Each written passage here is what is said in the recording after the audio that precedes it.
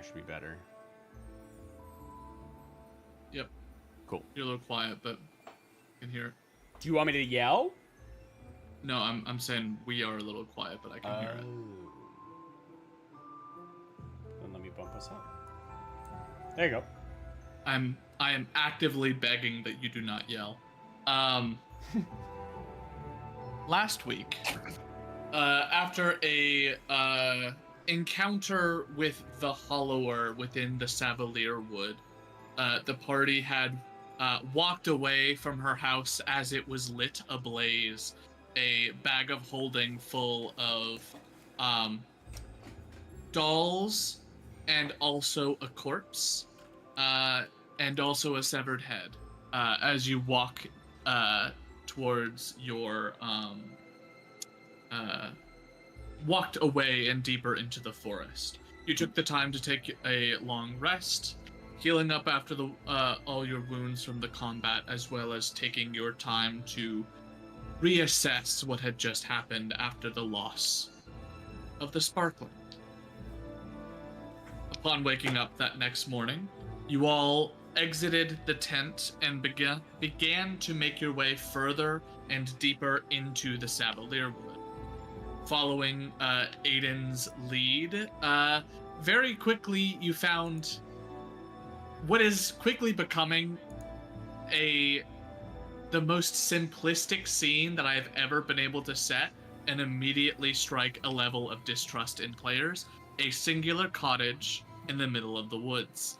As you approached that little cottage, you noticed that there were, very similarly to the Hollowers, a very distinct exterior, as there were grave markers dotting this little glade, little fences set up, but the corruption and rot of the Savalier Wood had grown over these defenses in time, as it pressed deeper and deeper inwards.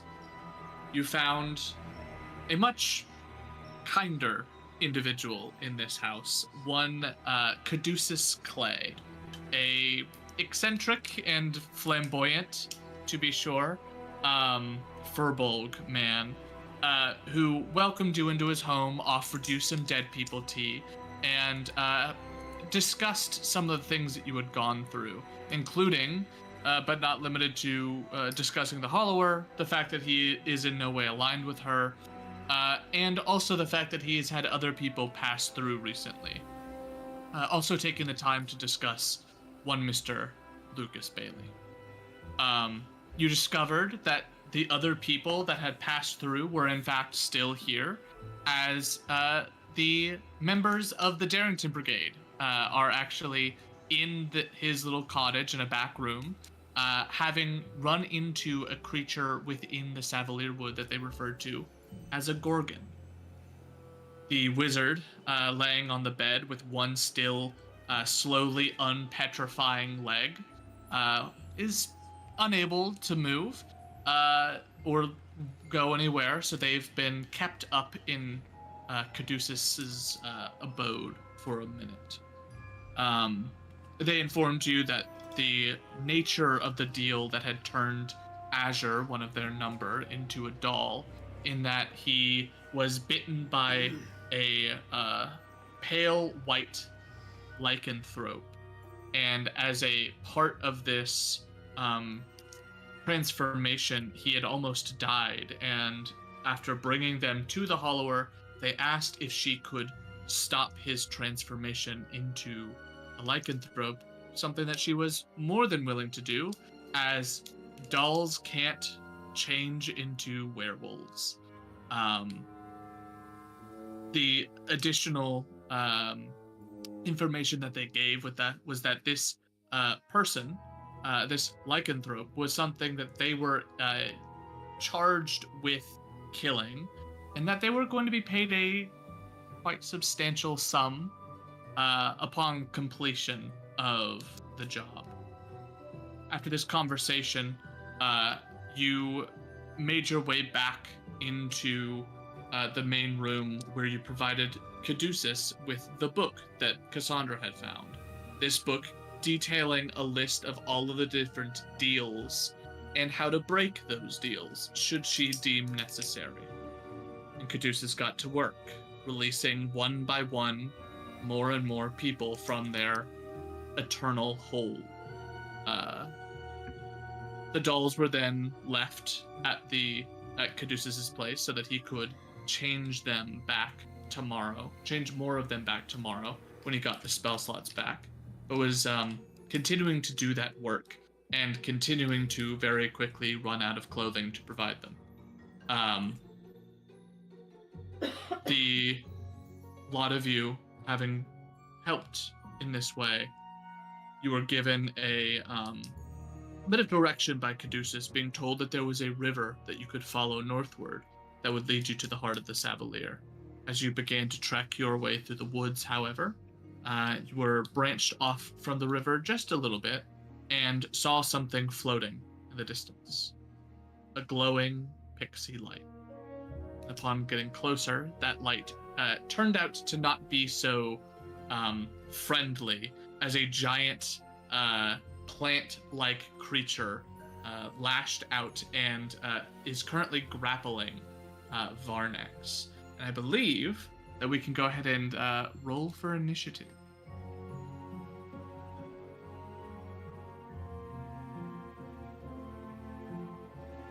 Let's see.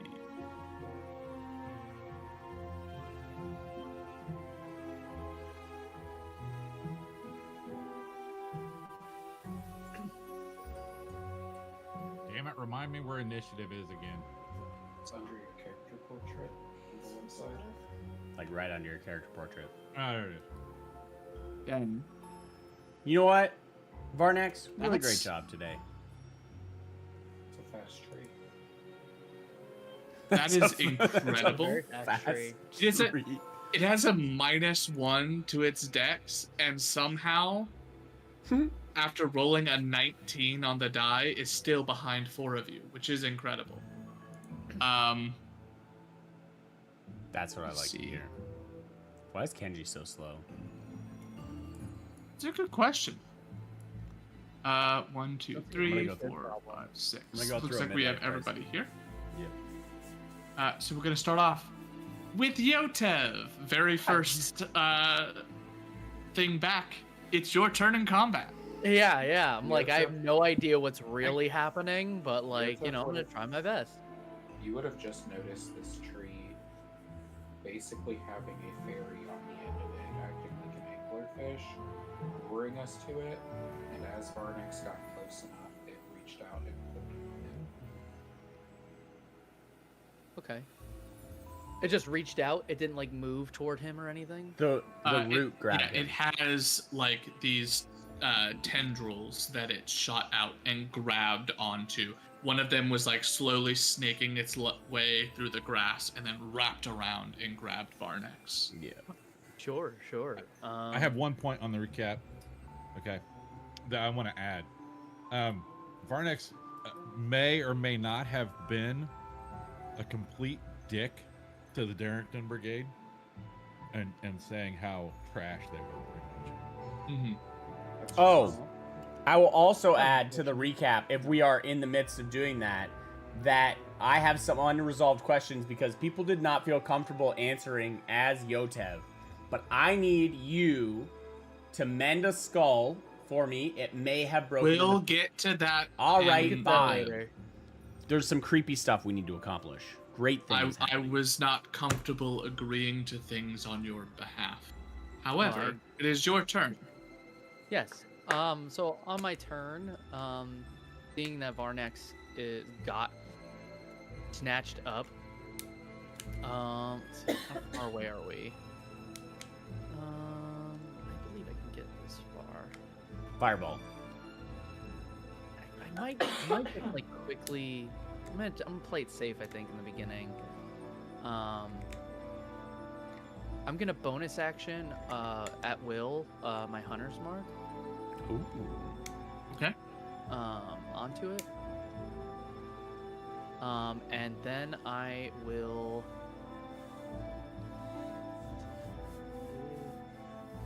Weapon attack. Doesn't do me super good there, but So that was my bonus action, and then as an action, I think, just to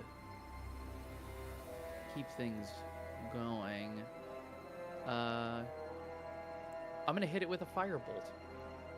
All right, go ahead and roll to hit. 11. 11 does not hit. That's crazy. I shot so wide. Yeah,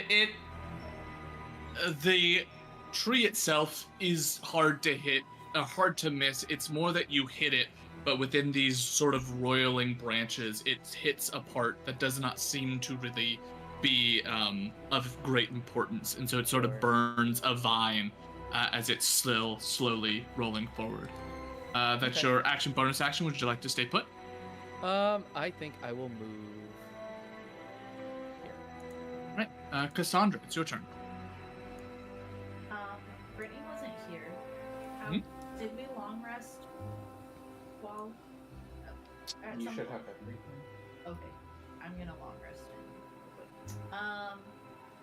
I think I'm just gonna hit it with Starry Wisp. That's Okay. what I'm gonna do. Casually.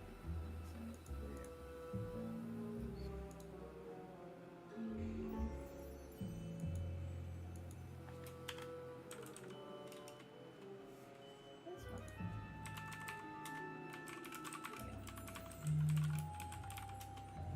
All right. How do I do that?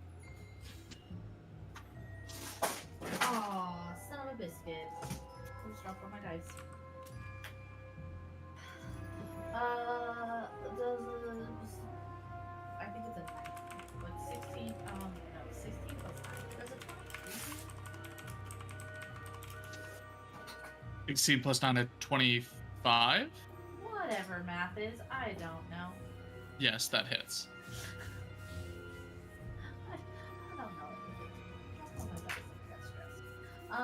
6 points of damage. All right. And I have a move. That's it. Oh no, wait, I lied. I'm gonna move back. I would like to not move here. You should be really, really mad. It's got a dead fae as a lure. Yeah. I understand. Aiden. Alright, I'm going to come down here. I'm going to Hunter's Mark. Okay. It is doubly marked. I cannot mark it a second time, so we'll know. Okay. Apparently my favorites doesn't actually let me link that to use those. Is this me or can everybody else hear Michael? Am I quiet? Kind of. Oh, I now hear I you're can hear him a little bit, but you know. Is that better? Well, when he's looking away, it's really hard. That's his fault. Alright, there's Hunter's Mark, and then I will shoot it with my longbow. You're not going to use that new bow of conflagration? That is the longbow of conflagration. Okay. That is a 10 on the die, which I believe is a 18 to hit. Does it have a +1? Hold on.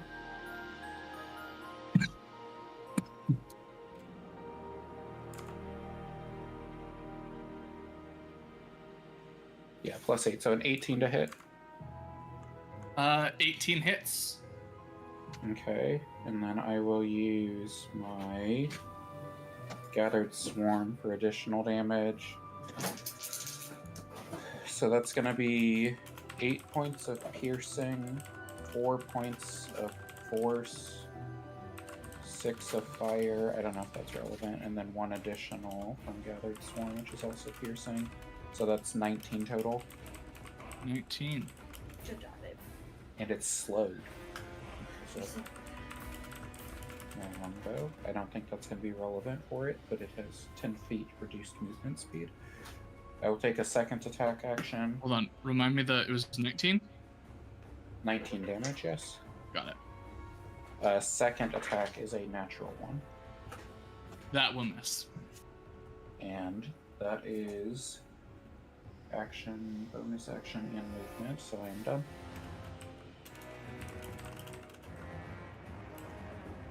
All right, Killian. All right. I'm gonna move my echo up into melee range.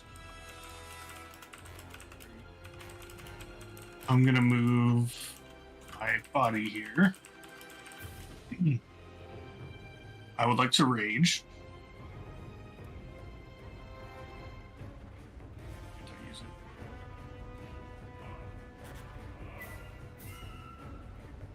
There we go.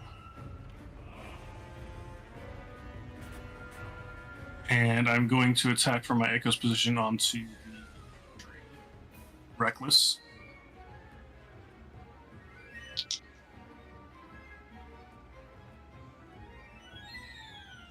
That is a 27 to hit. Hits. Holy. 7 plus 13 plus 2, 15 points of damage. Okay. Extra attack.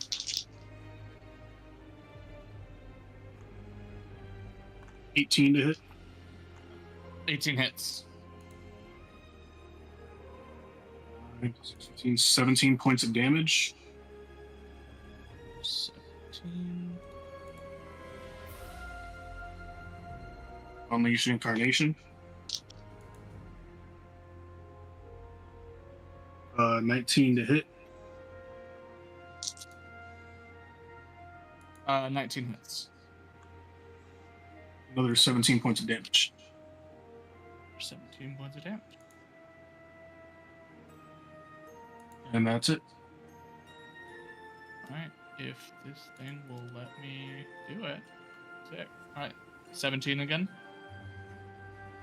Yeah. Alright, it is its turn. It's gonna start by shifting a little bit closer. And it's gonna try to do 2 of these tendrils are going to reach up and shoot out. One over at your Echo, one over at Yotev. So the first one's at the Echo. Okay. Hold up.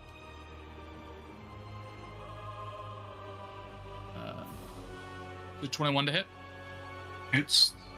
The Echo vanishes as it wraps around, and the moment that it begins to sort of crush at, the Echo vanishes into smoke.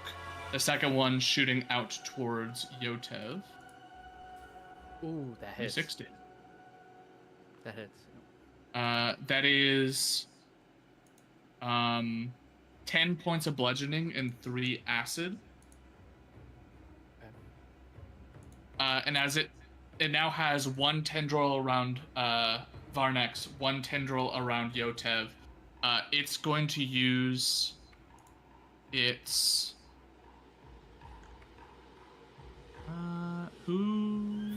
we've already got you right here. So it's gonna lift you up, Varnex, as it has to almost add extra tendrils around as you are a big dude in big armor, and it's just having to force with like all of these tendrils to lift you.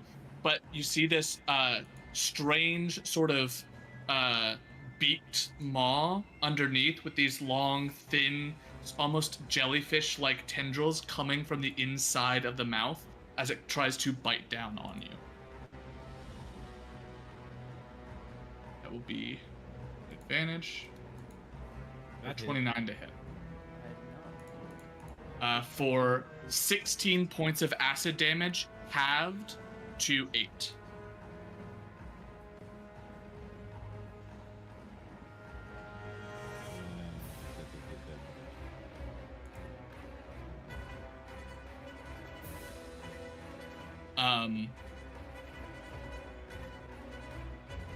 We go to your turn, Varnex. Well, acid is what it is. So I'm going to use my breath weapon as cold damage. Okay. So that's a DC 15 saving throw on its part. What's the save? DC 15. Oh, hang on. You need to know what it. Yeah, what the ability is. It's not Dragon's Breath. Where is my? Dadgummit. Here it is. I'll go ahead and use the ability. It is Dex, which it's got a high Dex. So. Ooh, no, it does not. Oh, I thought you said it did. 11. It rolled a natural 19 on initiative. With a -1, it got to 18. Okay, so so that that is is 12 points of cold damage. okay. That was my action. That was one attack. Yeah, I know. Did it flinch? Did it do anything? It definitely took that cold damage. What's the extra effect off of your from your katana? Oh, hang on. Let me.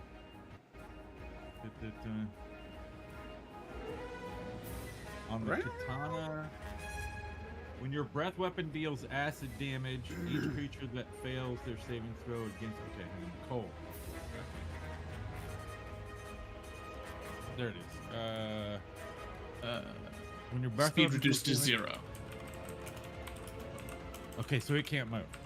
Yeah, it's now that ice as you exhale at basically like face to face as it's chomped onto your shoulder. You feel those little tendrils from inside the mouth stick to your skin and begin to burn into it as it's using acid to sort of dissolve elements of your armor. And you just turn and exhale onto it. As you breathe down, these tendrils begin to freeze and lock up, and it cannot move until the end of your next turn. All right, so for my second attack, I'll go ahead and swing with the katana. For my Tyrant's Champion. So, dumb question. Am I at disadvantage since I'm grappled or not? Not from grapple. Okay. So it's just a let me regular double attack, correct? Yes, you have disadvantage on strength checks and saving throw. Oh no, sorry. Until the grapple ends, you are restrained. The restrained condition does give you disadvantage. Okay, I just wanted to double check and make sure. Yep. Want to be fair to it. I got a I knew 2. there was a reason. I got a 2. Solid. To be fair, both dice, it was a 5 and a 2. So, you know. Yeah. Yeah. I'm done. All right. Kenji. All right, I am going to put away the Azrahari head, but before I do, I'm gonna look at it in the face and say, I guess this better not be one of your things, or we're gonna have to have a long talk about this afterwards. And I'm going to run along the vines up to it. I have lots of. Oh fuck! I have 55 feet. I have so many feet. Just like here, and then like here, and then like here is probably good. And I'm going to hit it like a bunch of times. All right. Roll a hit. Yes. No. All right, never mind. I'm looking at the. Give me one sec.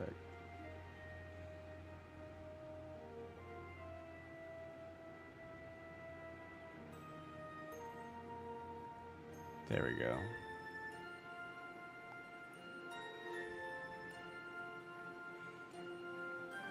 Yeah, okay.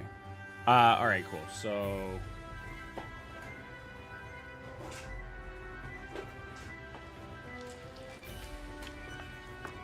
This is too big, right? To be, Correct. Cool. You flunked. Easy.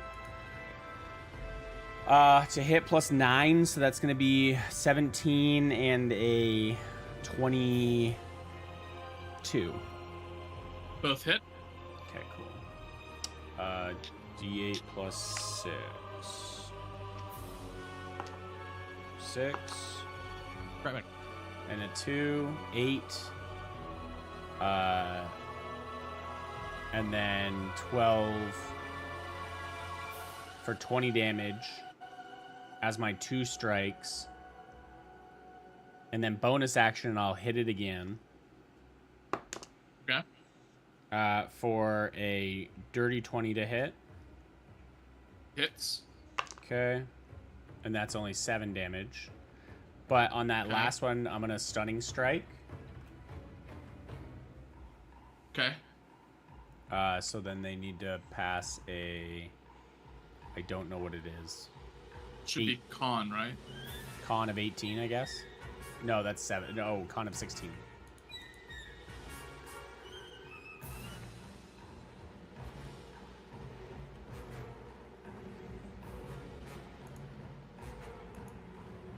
I guess I can do them from the thing. I keep on using D&D Beyond just naturally.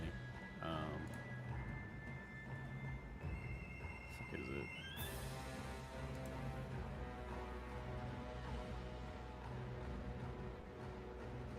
Stunning strike. There you go. Got it. Okay.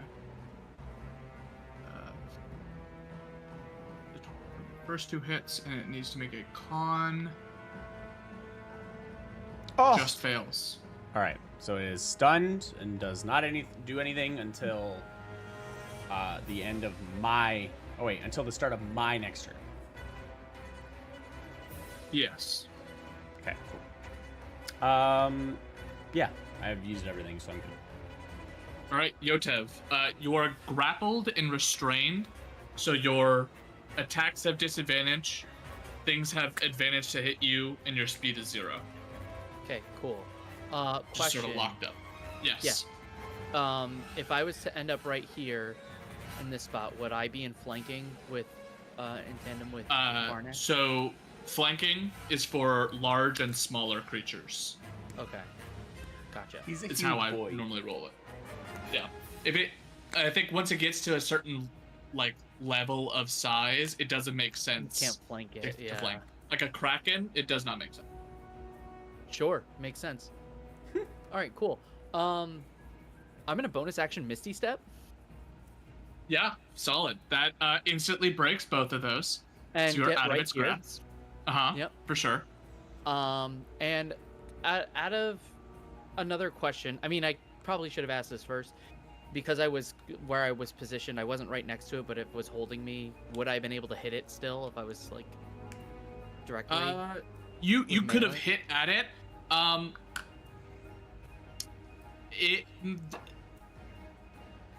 It would have worked differently, is what I'll Yeah. say. Okay. It gets funky. And just because we've had a round of attacks come in, was there anything noticeable about its reactions or anything that looked like it affected it more?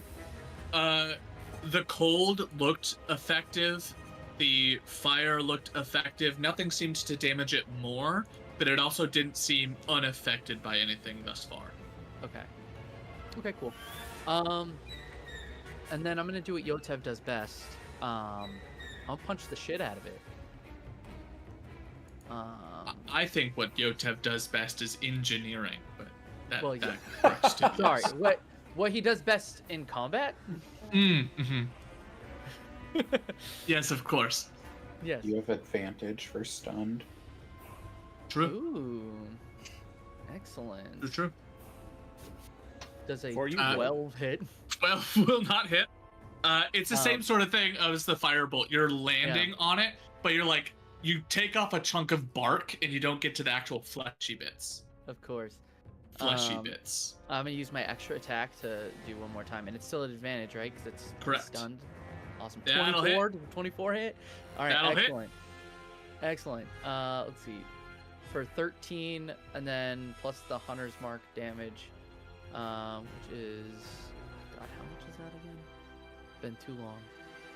26. Yes, It's a 1d6. d6. Plus 2. For an extra Thunder 2. damage. And it has disadvantage against everybody but Yotev. Yes. Which would be sick if it could take a turn. That's your action, bonus action. Do you want to stay put? It's stunned, so you can run away as much as you want. I think I'm gonna stay put right here. All right. Yeah. Cassandra. Okay. I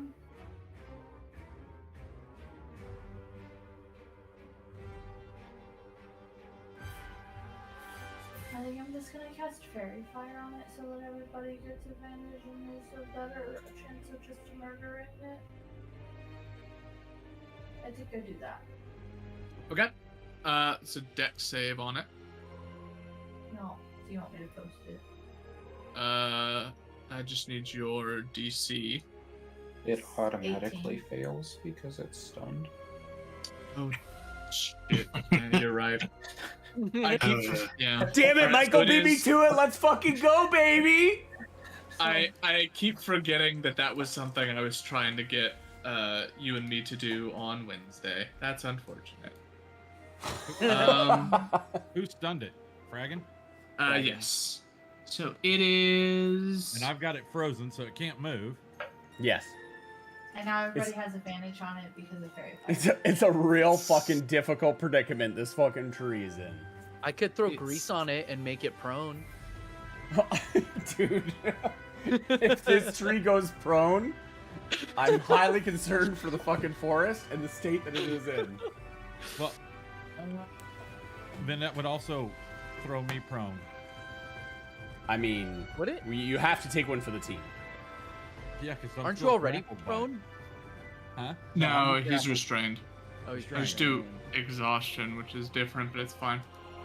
I can cast Fairy Fire for free once with my fairy stuff. I can't. I'm doing one. I didn't use a spell slot. Just for that. Yeah, I haven't used one yet either. I used both my Fey Touch. That's your action. You've got a bonus action or movement you'd like to take.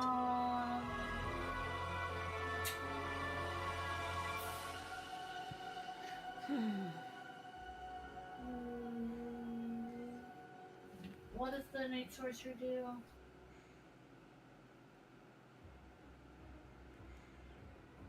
I think that might be the form that you take that boosts your DC. Stuff for 1 minute. It's like +1 to spell save DC and +1 to hit with spells, I think. You have advantage on the attack rolls of your sorcerer spells. I mean, why not, right? Like, that's just passive, right? For a minute here. Cool, I'm gonna do that. Just Right. to help myself because it's a bonus action. It's- It Does is a anyone have any bonus action pesticide? Because it's new. Aiden. Pesticide? Harmful chemicals for plants? Potentially. I'll step a little bit further back, and then I'm gonna take a couple more shots with my longbow of conflagration. Go for it. That is a 17 to hit.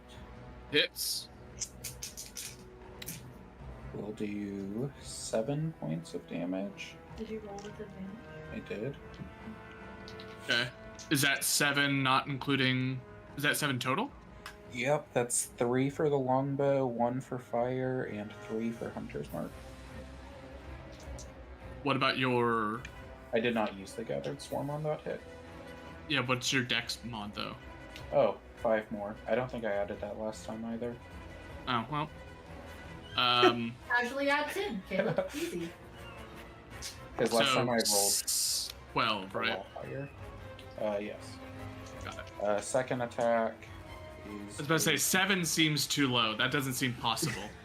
Yeah, second one is much higher to hit. It's a 26. Yes, absolutely. So that will be. You said nothing was. Like nothing took more No. damage, so the type doesn't matter. That is. I'll use gathered swarm on it, so 20 plus 4, 24. Dang. I don't think I have any bonus actions I want to use.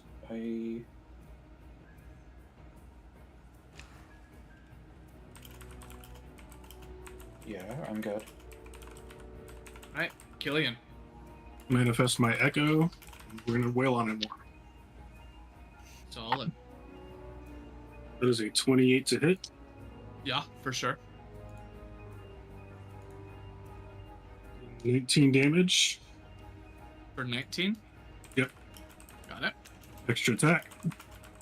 Extra attack. There's a natural 20. Fuck yeah. Let's go. So that means that everything that hits it until my next turn also gets advantage. So that's even needed. Truly. These two. 8, 15, 21, 23 damage. 23 damage. Okay. How's it looking? I mean, there are massive holes in its trunk. There's massive pieces of it that's been destroyed and flayed off. It is standing, though it kind of looks like it is a tree about to be toppled over. Unleash Incarnation. Timber. 24 to hit. Yep.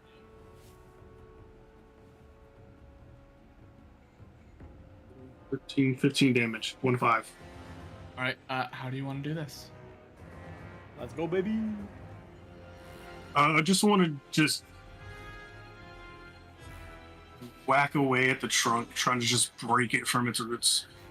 Yeah, just swing, hit onto the base once, twice. As you come around for the third time, there's this cracking noise as it twists. And Varnex, as you're like 5 feet up in the air, you feel yourself sort of tilt a bit and then go all the way down with it. Not gonna make you take damage for this. It does hurt. It's sort of like getting body checked, except with the earth. But it does. You're able to sort of start breaking yourself out of it. Now that the life on the limbs are gone, it easily starts to tear away. Body is singed and broken, battered by thunder damage and bludgeoning and a little bit of fire. It is toppled and down. Check it for loot. Yep. I'll search it. Sure. Roll a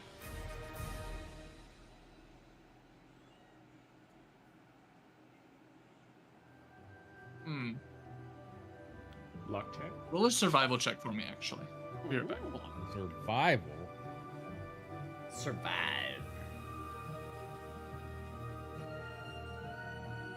I'm curious to know if Yotev knows if Well, this that's thing awful. could have been like natively here, or this is something that's like invaded this space. I My wanna. die roll, my actual live die roll was better than that, but I didn't know what my bonuses were, so I went ahead and did it that way. I would like to back you up on that, since I'm proficient in survival. Yeah, I was gonna Then probably go ahead roll a and you history search, check and bub. ask for history if I could see if I like read anything. Wait till Caleb gets back. I didn't Yeah. even know he stepped away. I didn't know either. So be right back. I didn't even hear him. Yeah.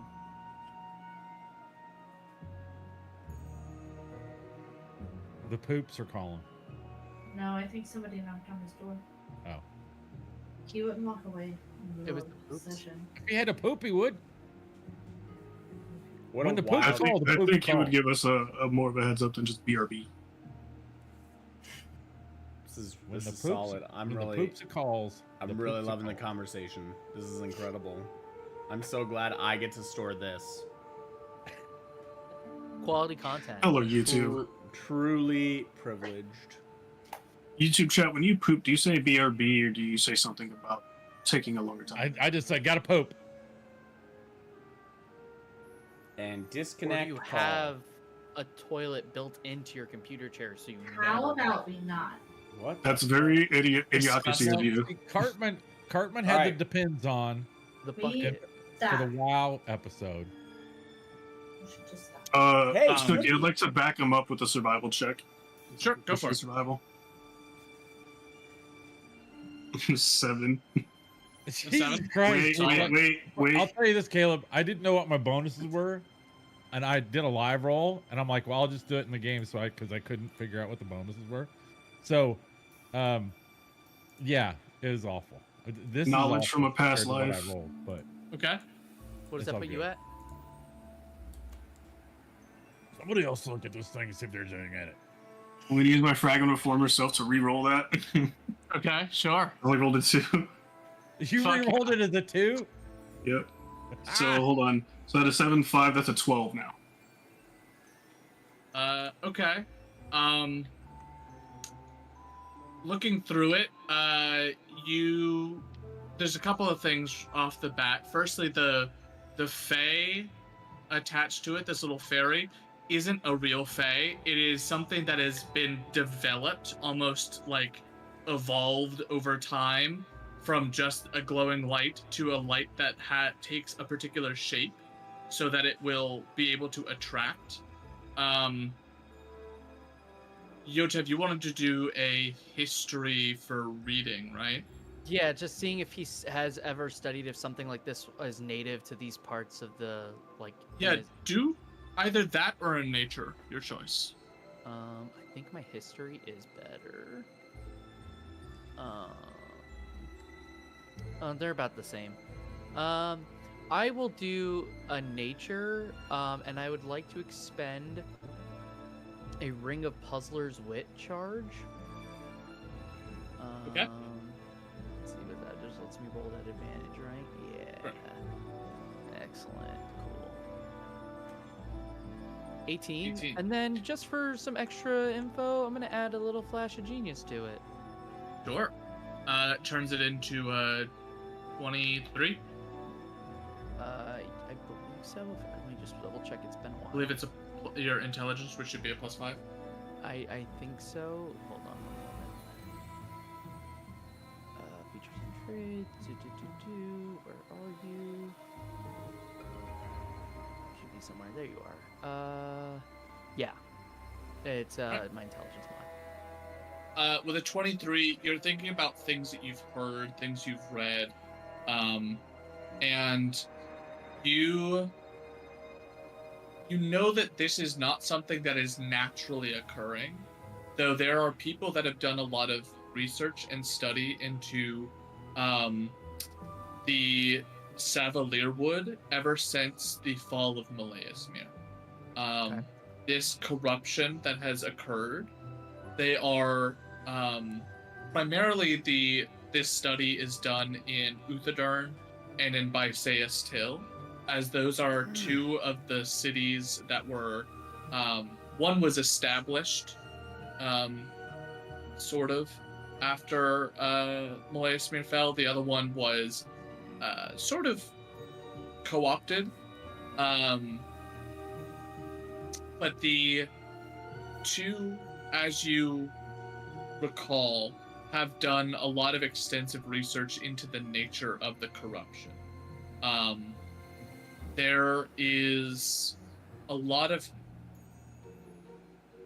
research done and papers written about the effects of this miasma that is around in this place, the smoke and that permeates this forest even in the daytime. And the effects of this curse, both on people and on the flora and fauna of the forest. One of the things that is noted is that the flora itself was already very rich with magic. There were herbs that were highly magical, trees that were alive. There was a small group of treants in this forest. Dryads roamed it. It was very lively. In fact, one of the biggest draws to Malaismir before the fall was that it had a natural connection to the Feywild. And as a result, a lot of the trees and plants had interesting and strange effects. And when this corruption happened, that connection grew darker. As a result, things like this occurred. With the 23, since you broke 20, I'll give you a little extra for this. The tree itself, the one that you're looking at now, obviously you know from the fact that I've been rolling with its name visible, is a Feylure tree. These are things that are seen in the Feywild, but they're incredibly rare, and they're things that exist within the Feywild not because they are naturally occurring. It often happens when a powerful Fey, Archfey, passes away or is deceased. They will corrupt elements of the land around them, depending on the type of Fey. These Feylure trees are things that are not a result of that corruption, but rather things that migrate towards it and feed on that power there. Think of it sort of like that corruption can be used specifically and especially by like hags and the unseelie for certain ritualistic effects and magical spells. And these Feylure trees are drawn to it, not to feed upon the corruption, but to feed upon the Fey that would dare to go and try to collect the corruption. It's sort of like if you throw in chum into the water and a bunch of fish come to feed on it. This is one of those sharks that doesn't bother with the chum but eats the fish that come to eat it. And so these are sort of naturally drawn to corruption. Okay. Passing on that information, and not knowing fully like kind of what we've come across since we've been here. Mm-hmm. Like would we have an idea of something that it could be going towards in this area? Yeah, so like with that? A brief rundown, specifically because you've been out. Malaismir is a city that fell about 200-ish years ago. No one knows why. The why is widely unknown, and of the people, there are a lot of people alive today that remember it because Malaismir was an elven city. With their extremely long lives, many of them were relatively young at that time, but they remember the fall still. However, most of the people that lived within the city died. It was catastrophic. The people that did live made it either to the Grang Wildlands and became a part of Uthadurn, or they went to across the strait in towards Bysaeus Till, and helped to build up Bysaeus Till as a city. The corruption does not have a known cause, and the effects are still widely unknown for two main reasons. The first being that those that did make it to Uthadurn, there was not a lot of them, and while they are looking into it, there were a lot of political and economic needs that they had that required them to have to completely change their way of life and integrate into the dwarven society that already existed there before they were able to begin research. And as far as Bysaeus Till is concerned, Bysaeus Till is a part of the Dwendalian Empire, and they don't give a crap what happened to Malaismir. That's outside of their borders, so funding for it is very scarce. That being said, some things you guys have noticed since you were here. There's a miasma that permeates the forest. This fog is present day and night, never going away. There are times where it fades a little bit less, but it seems more based off of location as opposed to temperature or light or anything like that. Or time of day.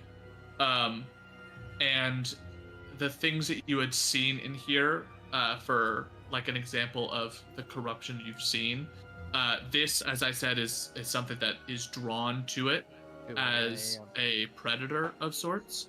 But there are lycanthropes that have wandered through here, as well as other more base forms of living foliage. There was a group of like corrupted trees the first day that you came in that had an element of life to them. That those were native there and were likely some sort of dryad or treant that had gotten corrupted while it was here. And from the miasma. Am I Yes. understanding that correctly? From whatever this thing Whatever was. this is, yeah. So then, I guess like posing to Yotev would like relay the information he got about like or remembered from about the Fey Lord tree,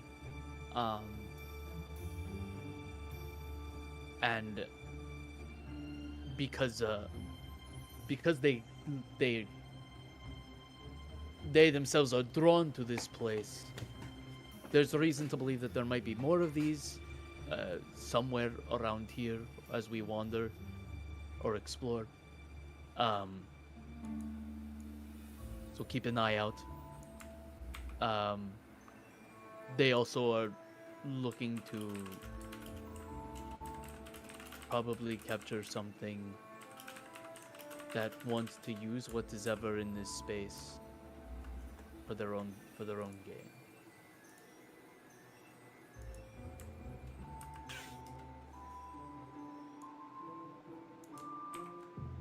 Varnix is just gonna pull out his dagger and strike at the damn thing. Fucking cussing at it because he's just angry at it. Just to deal damage, or are you trying to go for something? No, just to hack up the damn tree because he's He's pissed. venting. Grumbling, muttering the whole time. You know, fucking piece of shit. Yeah. Can't find anything. Anybody else gonna search it to see if there's anything else on it? I guess Yotev just did that. So, or no, he did a history check. I was Yeah. looking to see if anything was on it. No, I wanted to find out more about it. If you want another survival check, I can make one. That is, I sure. DC's gonna go up since this is a third attempt. Yeah. I know that the fairy isn't a fairy, right? Mm-hmm. 26. Damn. Yeah. Fuck me. Should have had Michael do it in the first place. I don't know why you guys didn't if it was survival. So I mean that's mostly just like for survival. I saw Varnex and Killian kind of looking at it and then hearing the description that Yotev gave. I guess just whatever I might notice about it. Yep.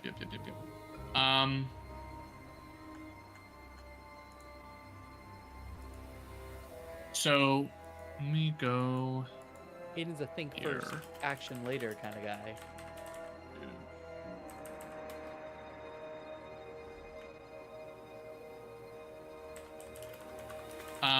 There are uses for this tree for parts of it. It doesn't have like it itself does not contain, oh, I've got gold from the last person I killed or this or that. It very much seems to eat, consume, and then drop whatever's left over and move on to the next thing.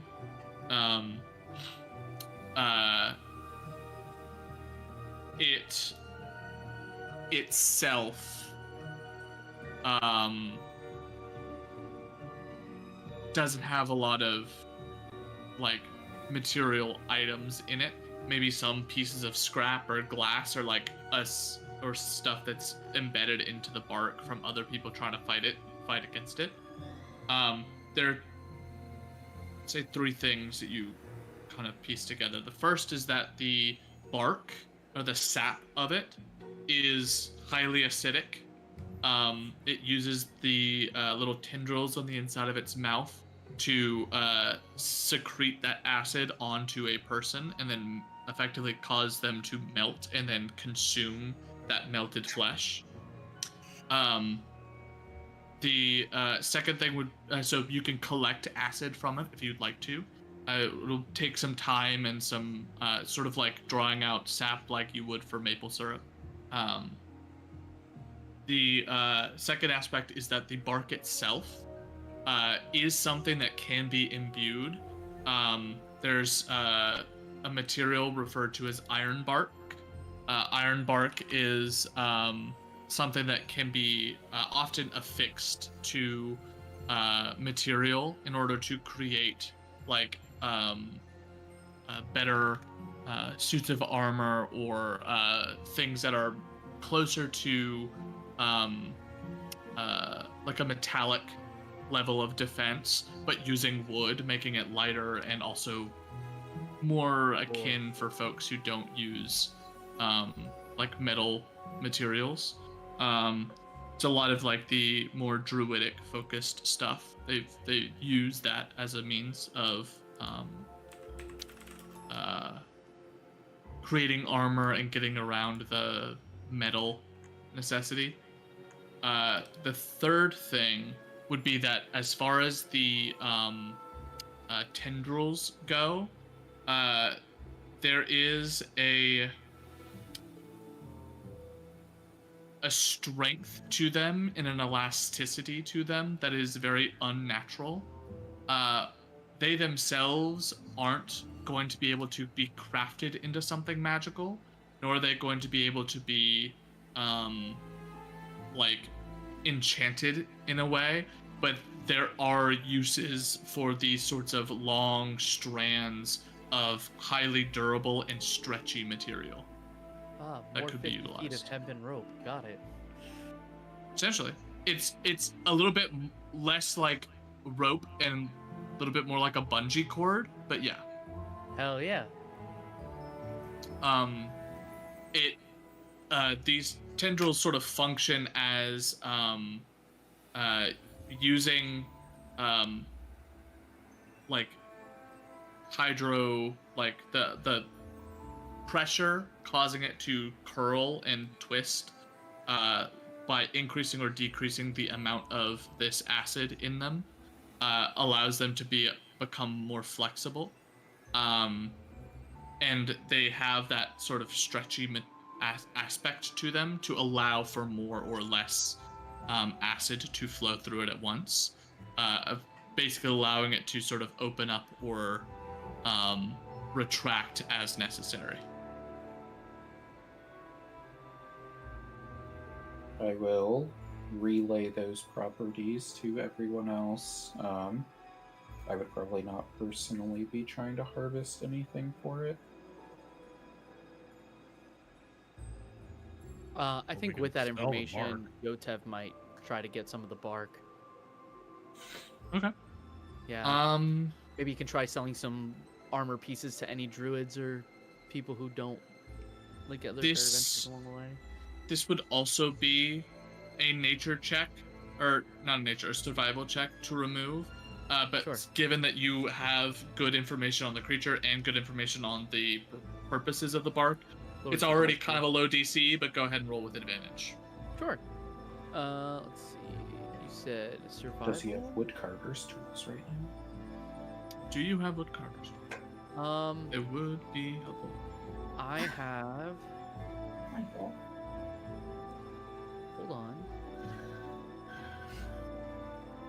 What do I have on me? Where's my inventory? There we go. I have the all-purpose tool. That you do. Would that work?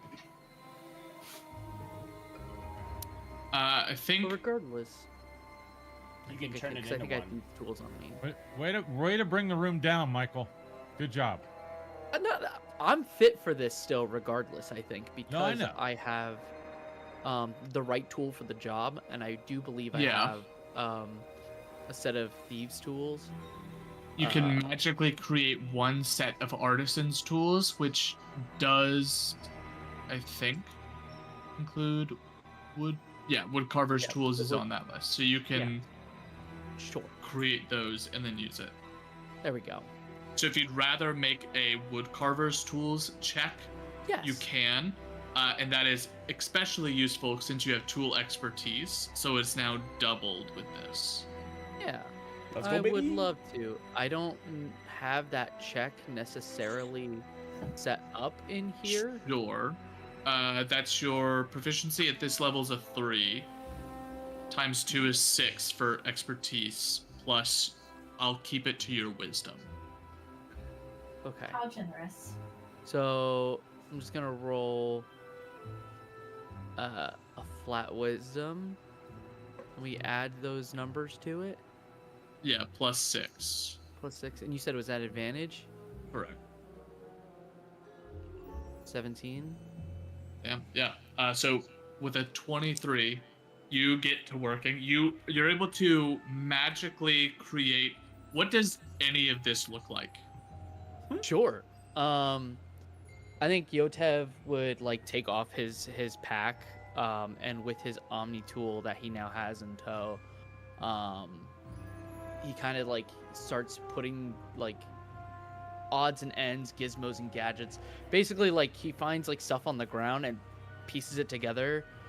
And it as he's like modifying the tools, he and like touching the different bits, they're like magically turning over into the different like woodcarver's tools that he would need, any axes, any bit of like chisels or anything like that he would need for that, saws,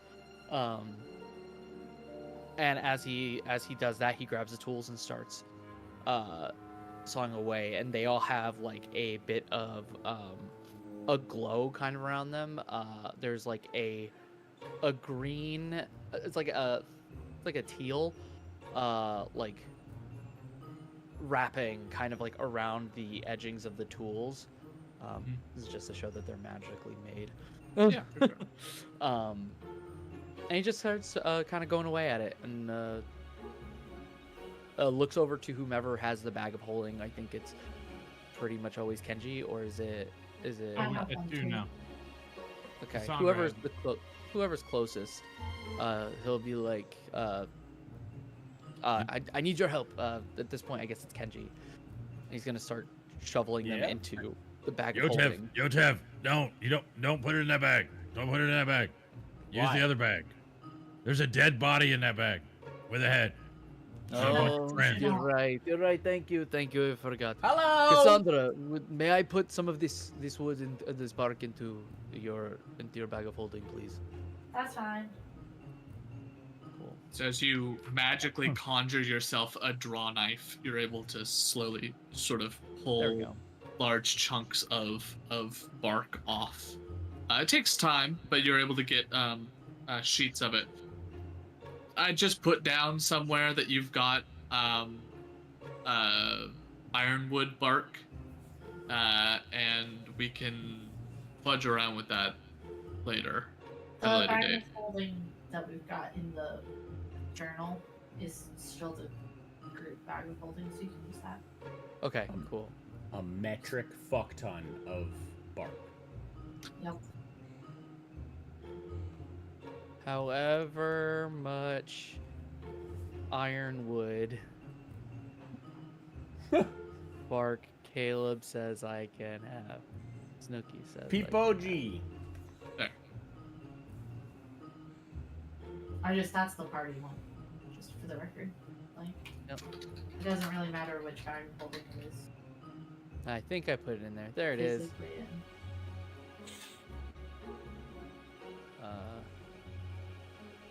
Yep. Cool. There we go.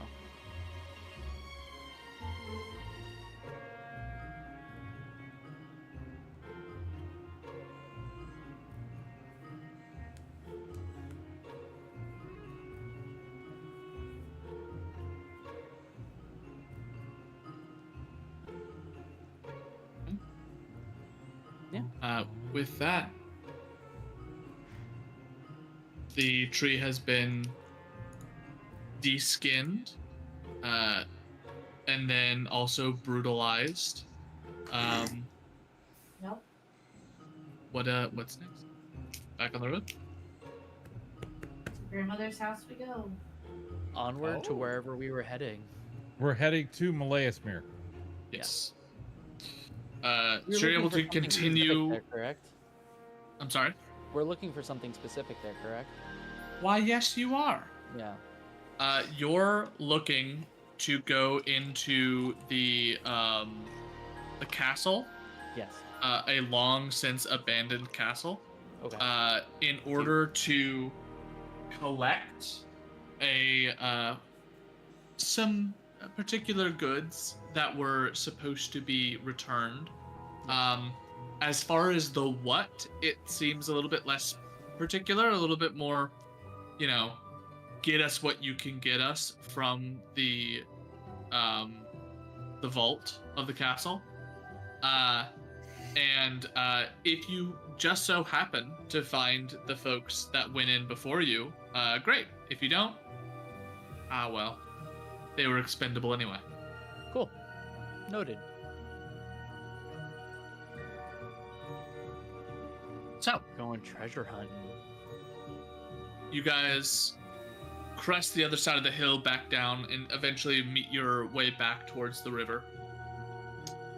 And as you do, you find yourselves remerging with the river itself to sort of repaint this image for since it's been a week. The river is the only sound you hear in this forest. There are no there's no rustling of the branches. There's no animals.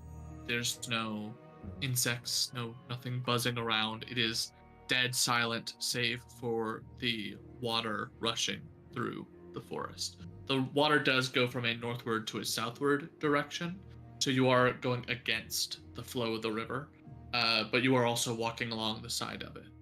As you get further and further north, you notice that the fog gets thicker and thicker. A heavy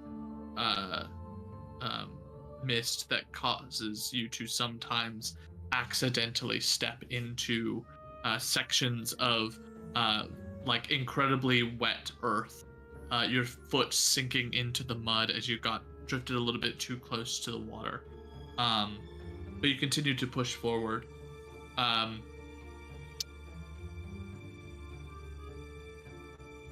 Hey, Kenji. No. Okay. Hit me. Are you sure? Never been more sure in my life. Okay. Take a shot. As you guys are walking along, you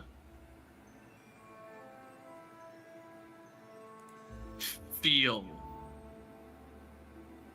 watched as you look out into the forest around.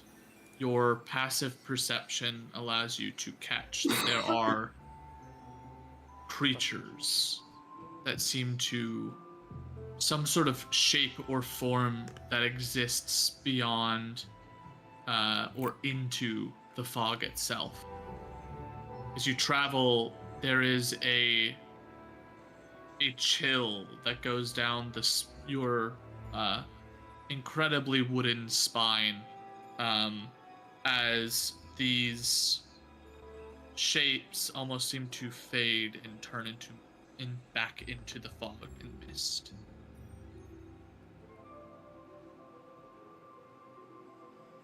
Do I get a sense that I might be able to catch them if they were unaware of me, like perceiving them, or are they always just like kind of like the out of your like periphery? Make an insight check.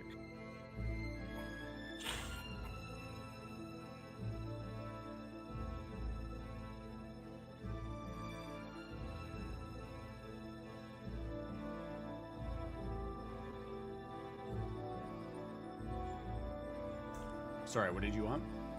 Make an insight check. Insight.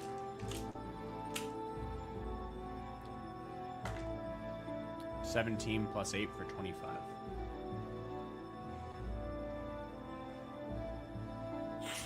The way in which these shapes fade into the sort of mist and smoke leads you to believe that they seem to almost form and return to this miasma.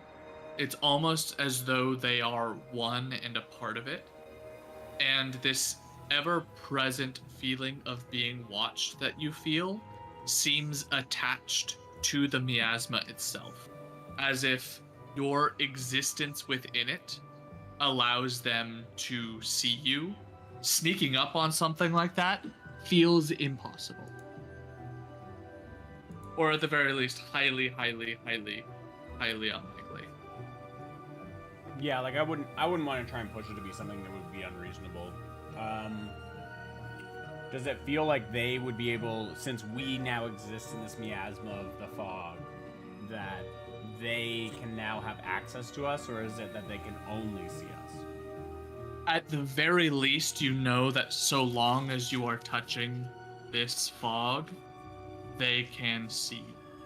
They know where you are within this fog. And we don't know who they answer to, or if they can do anything to us. Correct. Then I would relay that to the group.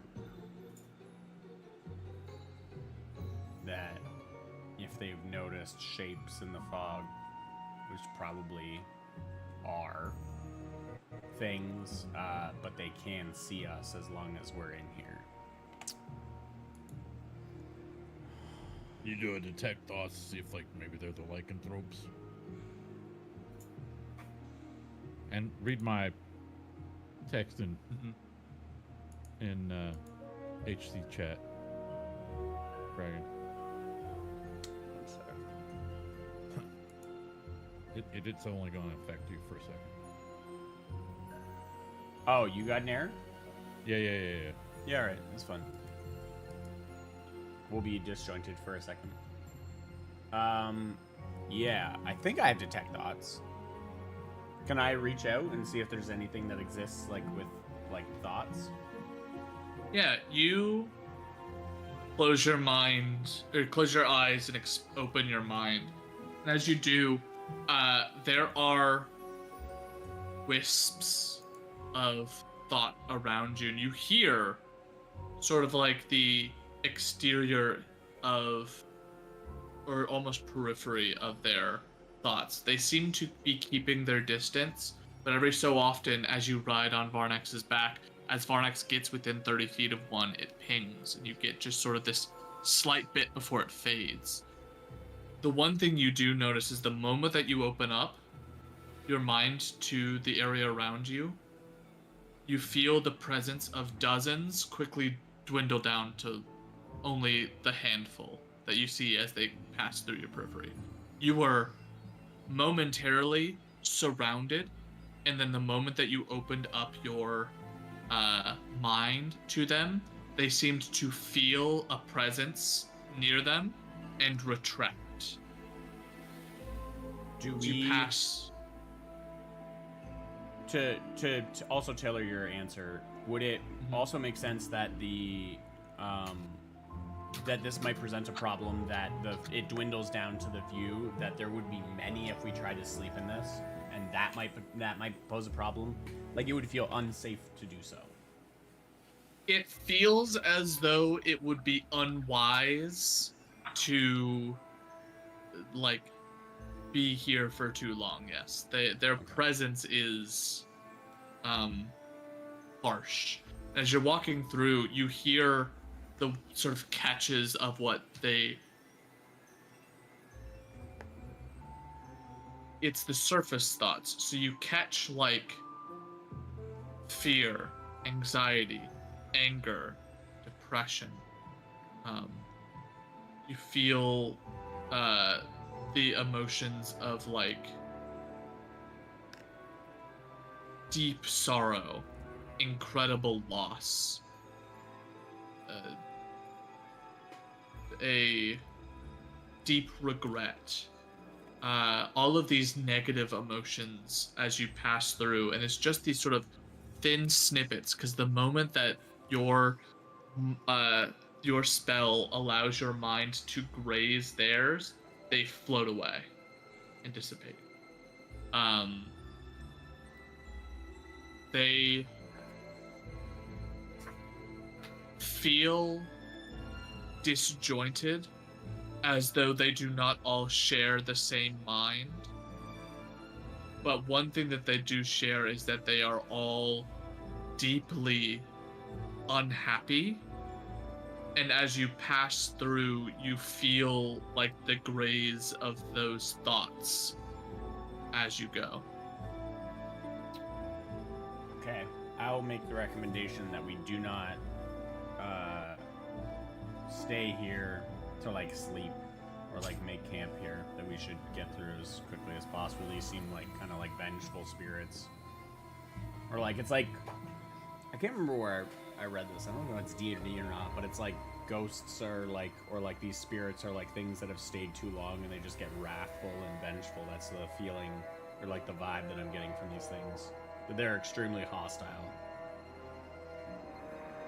Or feel very hostile. We don't know if they can touch us or not. But So, at this point, that the fog seems to get even thicker. The point where instead of you only see below your waists, Yotev, you're the first. As you begin to look around, the fog has come up well above your head. As you look around, you see the vague shapes of your allies, your party, but they are completely enveloped in this fog. As you step forward one by one, your sights, it's almost like you should have seen this coming, but it sort of envelops you quickly. A sudden rise of fog causes all of your visions to become very shallow. And the moment you take your eyes off of one of the shapes around you, it seems to almost vanish. Each of you look around and you see that you are alone, surrounded by fog on all sides, except for Varnex and Kinji, as Kinji, you are still holding on to the shield being carried. As soon as the fog like starts to like envelop me, Yotev will like pull at one of the straps that he has on his shoulder, releasing the like light fireflies that are his dancing lights cantrip, in an attempt to hopefully be able to see through this fog. You detach them, and they just sort of like small puffs of steam come out as they unseal themselves from your back and then begin to flutter into the space and glow underneath, almost like little spotlights pointing down and scanning over the area. And as they do, you can see small elements. It's hard because the fog still obscures, but now it's almost blinding in a way. But you're able to make a little bit clearer out the ground around you. And the ground went from this very wet, soft earth to hardened stone. It is not even covered in... There's like a root here and there, but it's mostly stone, not rocks. One solid piece of stone. It's like a marble or a granite. Like there are striations in the coloration of it.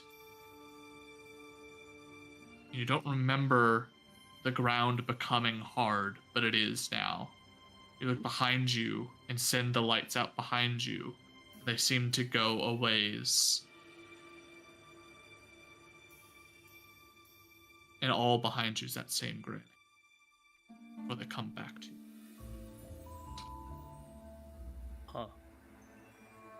And in the like light, is it do I see traces of the party nearby, or Make a perception check. am I by myself entirely? No, let's see. This is your life now.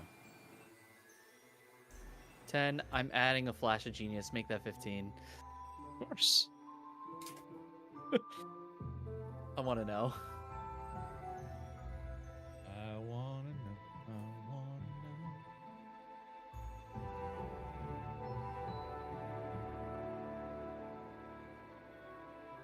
You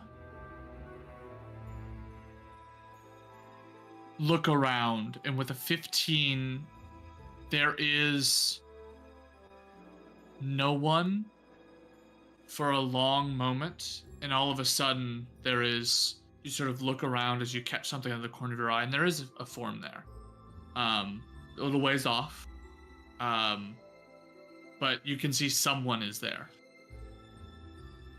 Does it look like someone from the party, or does it look like an outside entity? It's hard to tell. Whoever they are, their back is to you, and they seem to be lost as well, based off of their body language. Sure. But you see a like the lights sort of head off in that direction and illuminate a little bit. They just seem to be they seem to be a little bit too far to see. There's too much fog between you and them. Sure.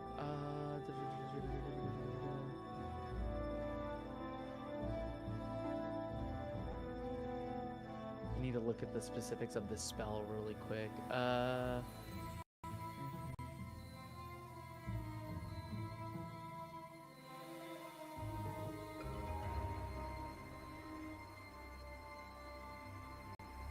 So yeah, I'm gonna use. God, we haven't used these like at all. But I'm going to be using one of the charges of my message earrings that I have, that I started with, to cast a message toward the target. How tall does the figure look, roughly?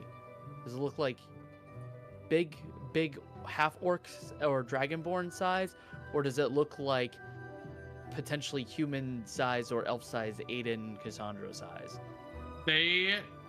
So looking at it, it's definitely not dragonborn. It's definitely Sure. not half orc. It looks to be roughly human, but just very far out. So they look. It's sort of like how from depth perception they look much smaller because of the distance. Okay. I'll send a message over to them. Say, Aiden, Cassandra, is that you?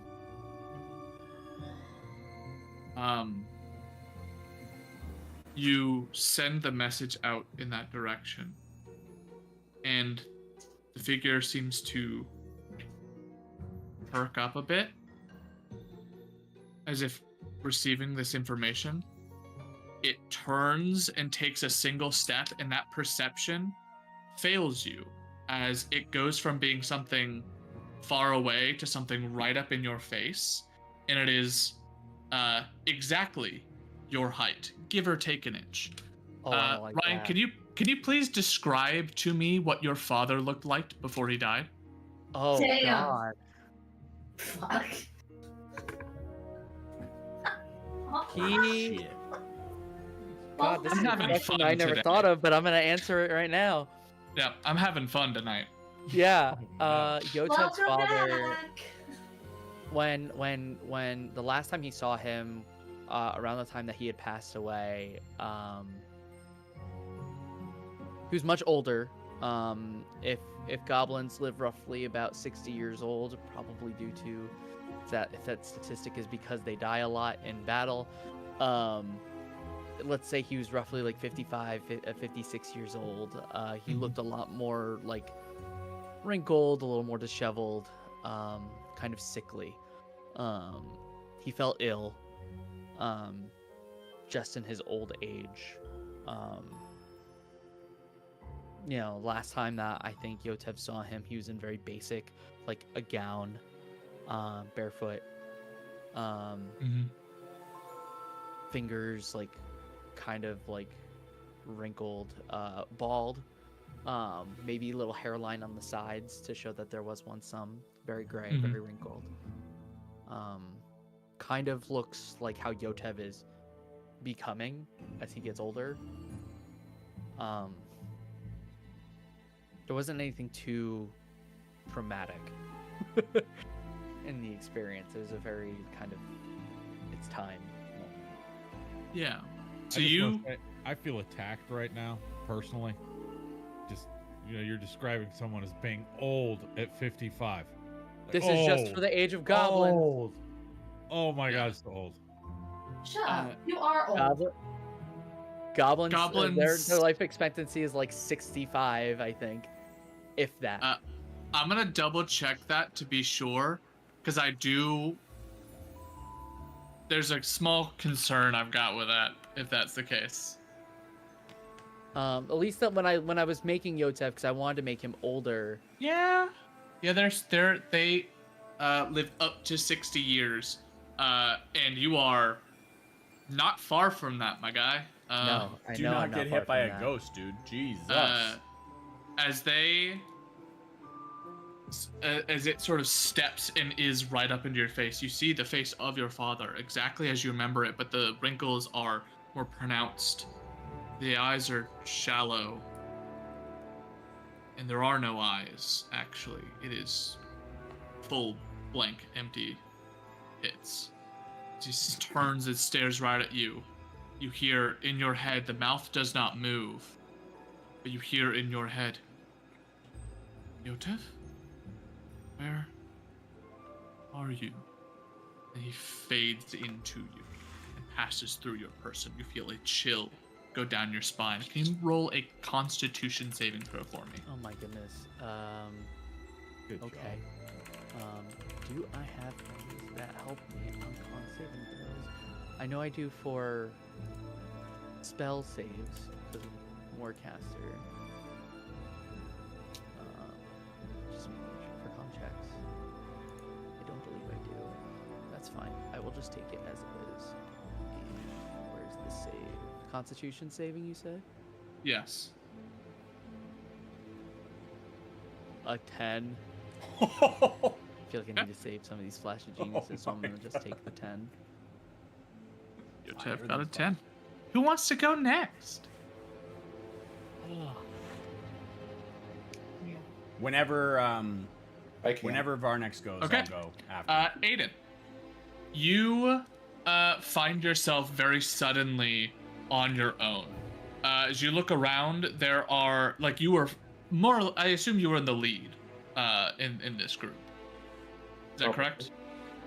Yeah, so as you're traveling, you sort of notice at some point it's always been quiet. Like I mentioned, there are no trees. There's no there's no sound of wind through the trees. There's no sound of animals or bugs or insects. It's simply silence as you travel through. The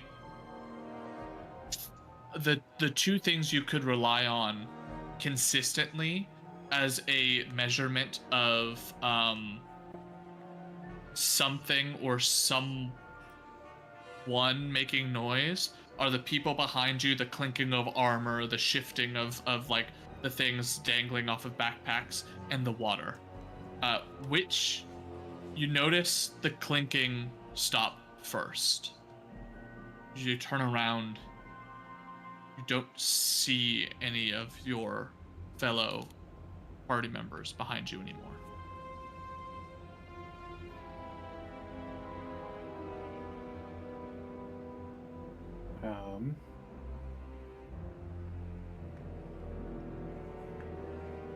I think I would probably just try to call out to see if anyone is nearby still. Okay.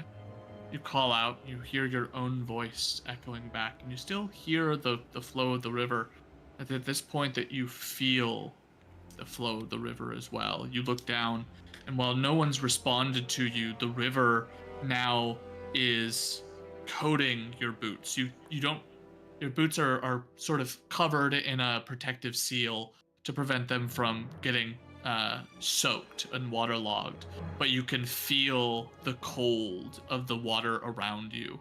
As you look down, you are up to your ankles in water.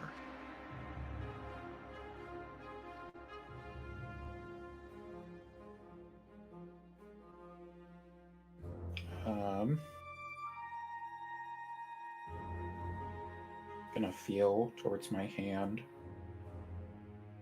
Make sure my ring is still on. Does the water seem like it's still flowing in the direction I would expect it to? Given where you were, do a quick survival check.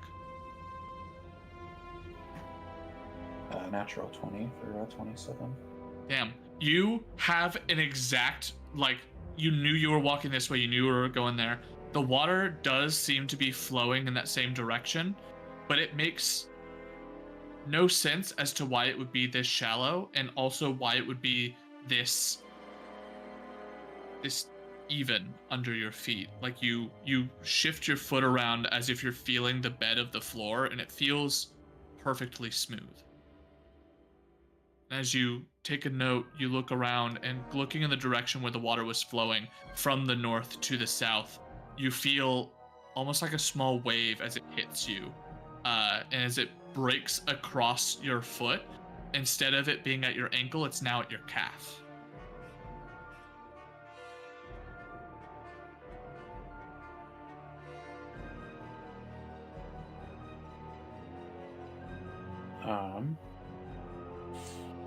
I think I would try to start going towards the edge of the river, towards where shore should be. Okay. You begin to wander, and as you do, you sort of having that natural 20, you've kept a strong sense of your location in this moment, and immediately turn towards there. And as you do, you feel a sudden lurching in your stomach as the ground beneath you gives way and you fall forward. Make a dexterity saving throw.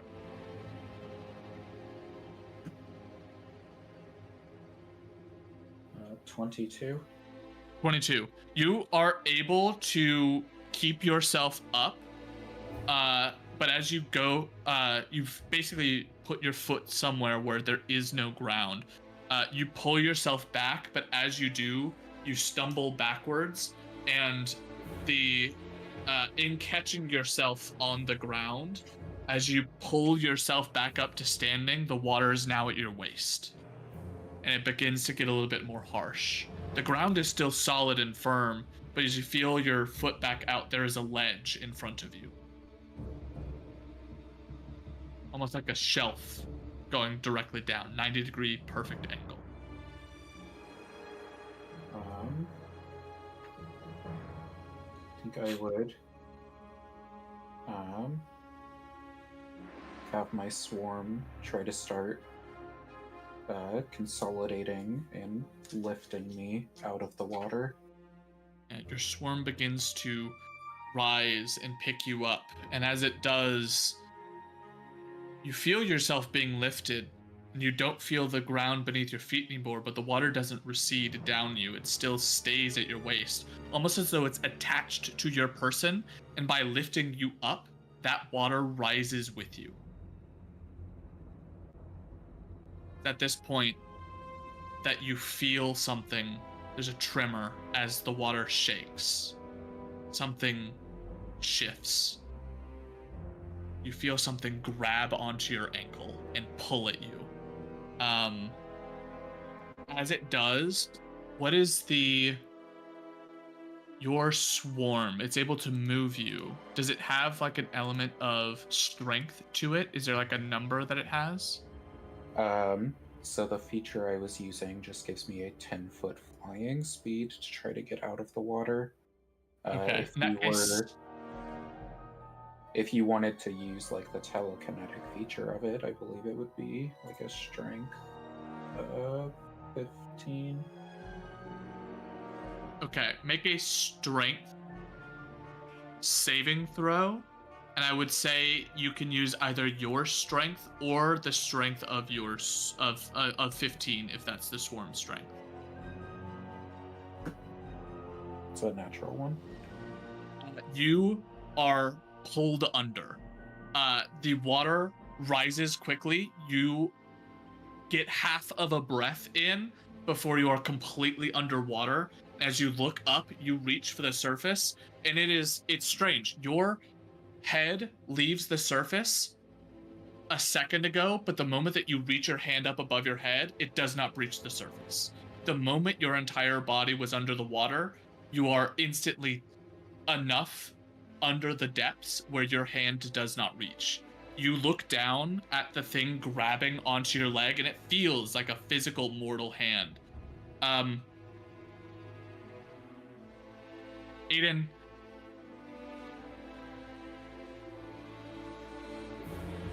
assist me with the pronunciation, but it's Bedelia? Yeah.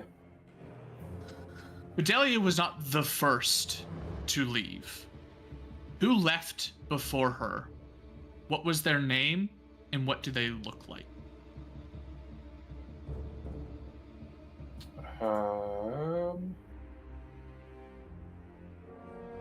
Trying to think if there's supposed to be a specific answer to this. I don't think there is. From my understanding, I do not believe there is a name for them. It's simply on the spot. What do they look like?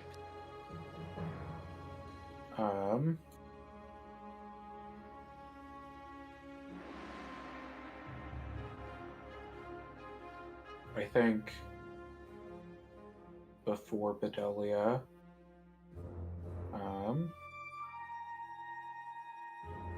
there might have been a tiefling. Mhm. Just a bright red, just like a natural confidence. Like Aiden looks like he clearly has ties to the element of fire, but this individual would look like the element of fire belongs to them. Just the confidence and everything that they do, it's as if the elements themselves are meant to be commanded by them. You look down and you see that bright crimson tiefling arm has you by the ankle and is dragging you down, not in an attempt to kill you or harm you, but an attempt to save themselves. Every part of them is swollen in the way that a drowned body takes on water. And you see around them is garments reminiscent of that of the water Ashari, as this individual, having traveled around the world, seems to have made it to a certain part of their travels. And as they try to climb up, they grab the front of your armor to pull, to try to bring themselves out from the drink, and only causing the both of you to sink further. As you look into their eyes, they are sallow, they are empty, they are vacant holes, and as they reach up and it grabs at the collar of your armor and pulls you down, and you're now face to face with this tiefling.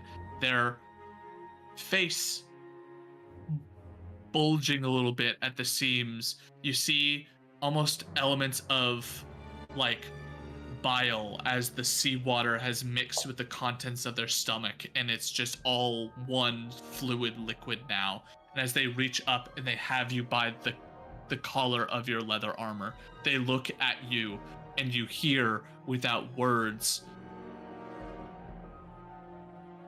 "It was a trap. It was a mistake. Shouldn't have gone." And pass into you. I need you to make a Constitution saving throw as well.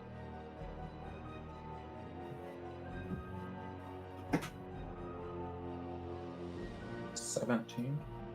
17.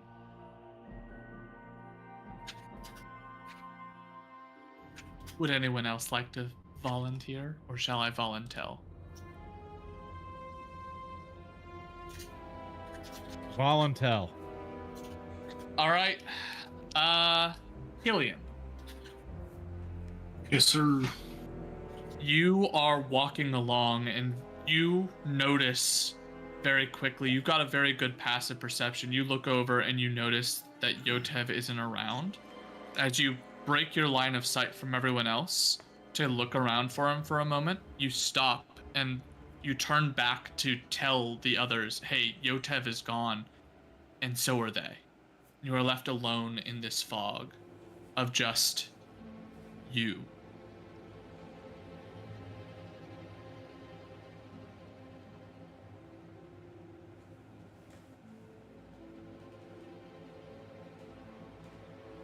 Start calling out for party members, seeing if I can get any kind of response.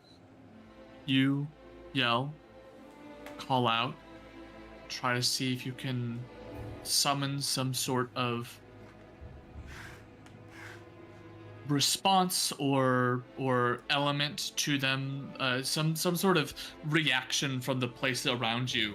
Are you standing still as you do this? Are you moving? Are you searching? Or are you just sort of staying in one place, calling out? I'm standing still and manifesting my echo, Okay. wielding my weapon as well. You manifest your echo, you pull out your weapon. As you start looking around, you pull back towards the direction that you've manifested your echo, and it is about 2 feet shorter than you.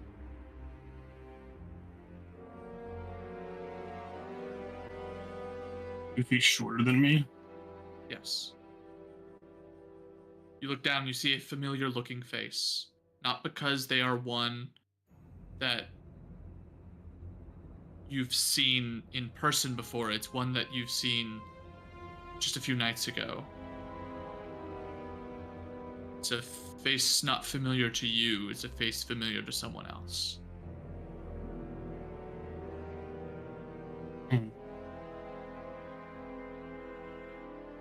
Is it doing anything or just standing there? It seems to stand there, mimicking your movements. It seems to also be looking around. It's just standing there, holding out the maul at the same time.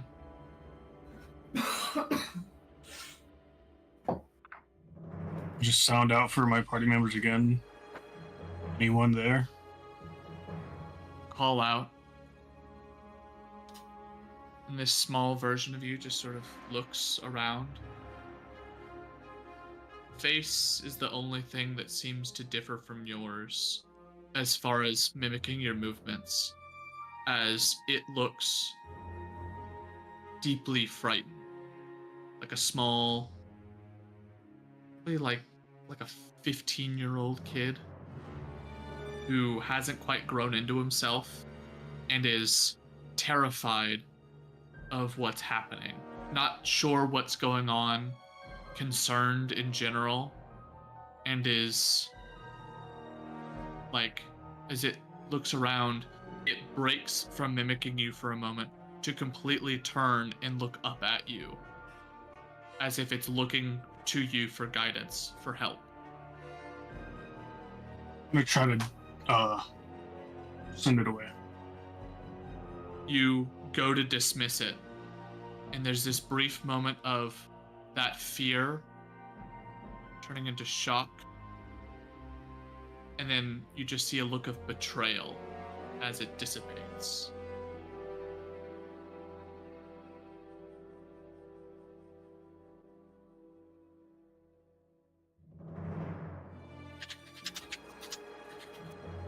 What is happening? I'm gonna try to move forward towards the last known location of Yotev. You start walking in that direction, and very similarly to the others, as you're walking forward, the ground no longer feels wet and muddy. It feels a little bit more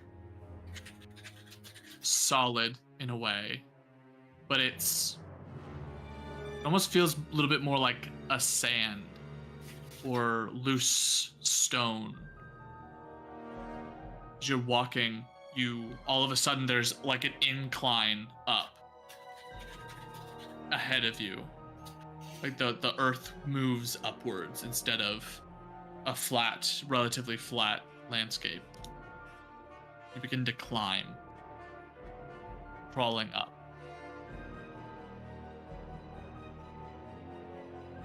As you reach the top, you look around, you just see nothing but fog as far as the eye can see. The ground beneath you does not seem super steady. It seems to almost crumble away in places.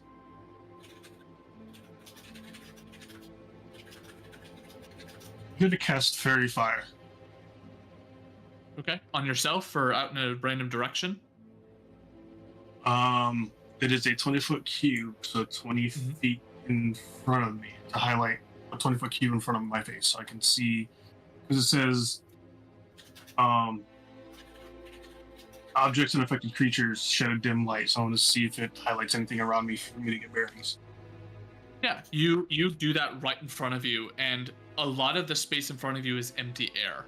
But you catch some of the ground beneath you, and some of the area around, and you catch that the ground itself appears to be like a loose, recently disturbed earth, like broken up. As you look around, there is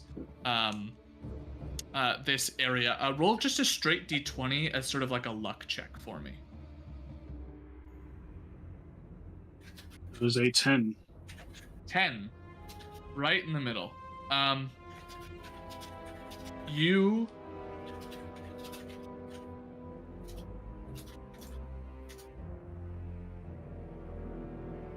catch one thing out of all of this, and it is that the ground in front of you drops off like it did behind you as you climbed up to this point. And you catch that below, underneath, there seems to be some sort of small object that is slowly burning with this fairy-like flame.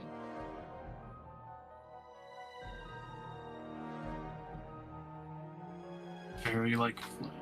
Does it mean like the flame from Fairy Fire? Yeah, from fairy fire, as it sort of attaches to the object. How far away is the object from me? Probably 5 feet. Poke at it with my maul. Okay, you reach down, you poke at it. It seems to be the end of something a little bit longer, a little bit bigger. You're sort of poking at the far edge of something. It seems to disturb some of the dirt around as you do. So it's buried. Does it seem like it's something that's buried? Like I'm hitting something that's partially underground, but I'm touching that tip that's exposed? Or is it just something on the ground and it's moving dirt around it? It seems more like the former. Like it is under the ground, and as you hit it, the ground next to it sort of shifts as the object itself moves. I'm gonna try to pull it out then. Okay, you reach down and pull it out, and you pull out this massive sort of like long handle. As you have to sort of rearrange it, you pull out, and at the end of it is a spade. Long, dark, curved spade, and that of a shovel. As it pulls free, more ground seems to crumble around it, and the ground beneath your feet begins to crumble and collapse. You should make a dex save as well.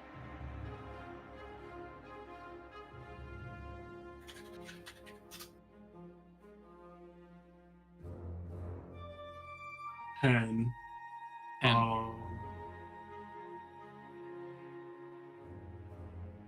yeah, I'll use Fortune's Grace.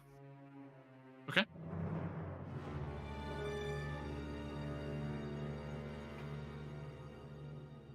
So it's 13 plus 5, so 18. 18. the ground begins to crumble and fall, and you're able to back yourself up. And as you do, there's not a lot of space to back up to. You're basically at the top of this. If you back up too much, you go to the other side, but you keep yourself from falling in. And you watch as this dirt sort of falls down in, and for some reason, the fog seems to dissipate in this space. You're on top of a dirt pile. As you look down, you see earth around as it descends into a pit at the bottom of this pile.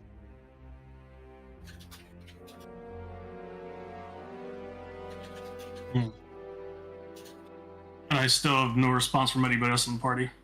No one else has responded, no.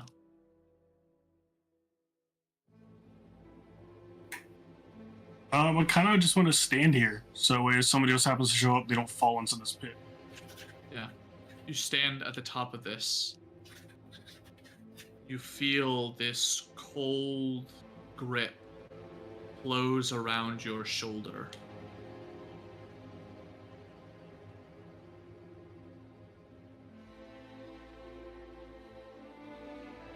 Can I see if it's a hand or like what is touching me? You look down and it's a hand that's sort of grabbing onto your shoulder and squeezing. Does it look like a party member's hand?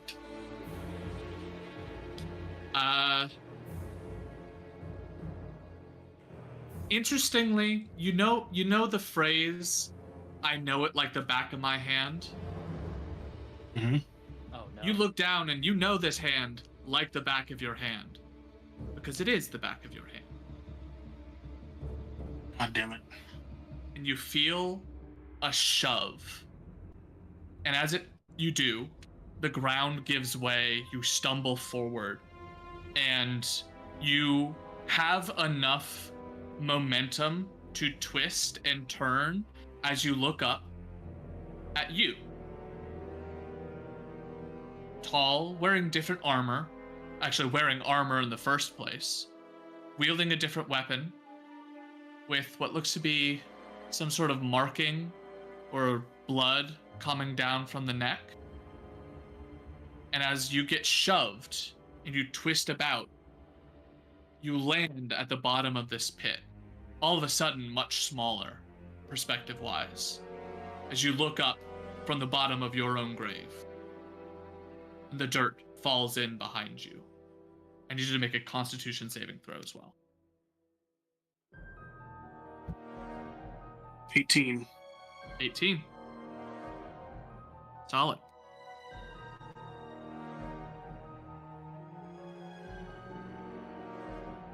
Varnex. Kenji. We're gonna take a break?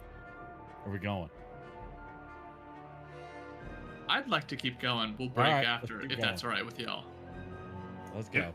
I'm here for it. Let's go. The two of you... Kenji, you're the first to notice. Yotev sort of begins to disappear in the smoke. And make a perception check for me.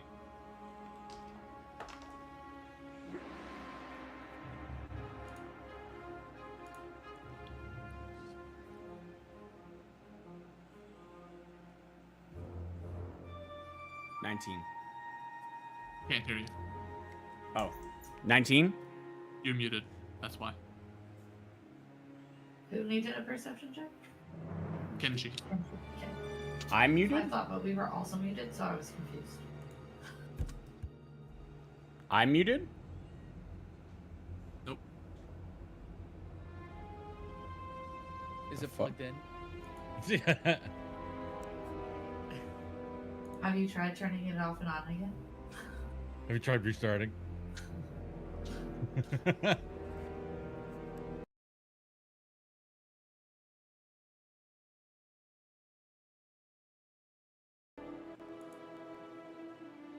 Can you hear me now? Yeah. Hey. That's weird. I fucking hate this computer. Oh, what did I say? 19. I don't know. Okay. You watch as the mist is about to completely envelop Yotev. The fraction before you lose sight of him, he vanishes. As if before the mist fully completes and envelops him and cuts him off, there's this brief moment where he's there, and then he's gone. And you watch as the mist slowly collapses to fill the space where he was. Wonderful. So it's not so much that the mist got him, something else took him from the space. That's an interpretation. Okay. I will nudge Varnex and let him know that Yotev isn't with us anymore. Do I notice it happened with the others too? As you finish saying this, you go to look over, and you don't see any sign of Cassandra, or Aiden, or Killian. It's just the two of you. Okay, well, it's none of them are here anymore. Presumably the same thing. Can you reach him? I mean, Is this with the detect thoughts still up? Well, no. This it is. would- I'm just saying. No, the I'm saying normal- like I'm asking if it's still up Yeah, because it would have been 10 minutes. that would have gone by now. It would have been Oh, more than 10 it's minutes. gone. Okay, cool. Then I'm saying with your normal telepathy thing. Can I reach out within 30 feet and see any of them? You reach out and just try to ping around you, and the only person you can latch onto seems to be Varnex beneath you. Just us. This is no good.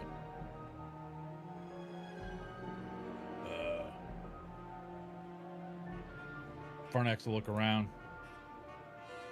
Make What do we perception see checks. around us? Perception check. Absolutely. You don't want one for me, right? Both of you. Oh, both? Okay. Why not? Fuck. I got a Fuck. 14. 14. Okay. Perception, dirty 20. Okay. We'll start with the 14. You are walking. You sort of stop walking, and with the 14, you recognize a very similar phenomenon as everyone else. The ground is no longer wet and marshy. It is rocky and uneven, steep sort of deviations in the stone. As you stop walking, you accidentally kick something that clatters in front of you. It does not sound like rock on rock. It sounds like metal on rock. That's what you notice, Varnex. With a 20. Genji, you look around you and you see that there is some secondary form of smoke or mist that has commingled with the miasma that was surrounding you before. There's something thicker, something additional to it that's mixing together.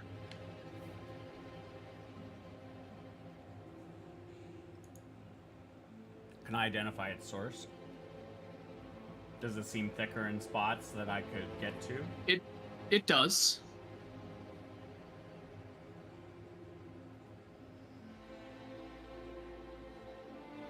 Can I point Varnex to let him know that it's mixing? That there's like something additional to like the fog miasma, that there's something else in here, and it seems to be thicker in these areas, and point to them? Or like try and turn him to be that way if he can't see my hand? Is it physical? Is it real? Is it taking on a life of its own? It seems like the same kind of, like it's just a fog, like a different kind of fog. Did you hear the metal I kicked? Did I? Yeah. Yeah. So we're in it together. Everybody else is gone. You can't reach them. No. And yes, we are in it together, it seems like. Any You could try and suggestions? detach and see. I'd rather not risk that. Well, I think we go to the thicker parts of this new edition and see if we can Right. determine where it's coming from and if we can beat Which it way do you back. want me to go? I'll point him in the direction of one of the like thicker spots to go towards that. I'll head off Caref- that way. carefully. Just You make head sure off that in your that footing is direction.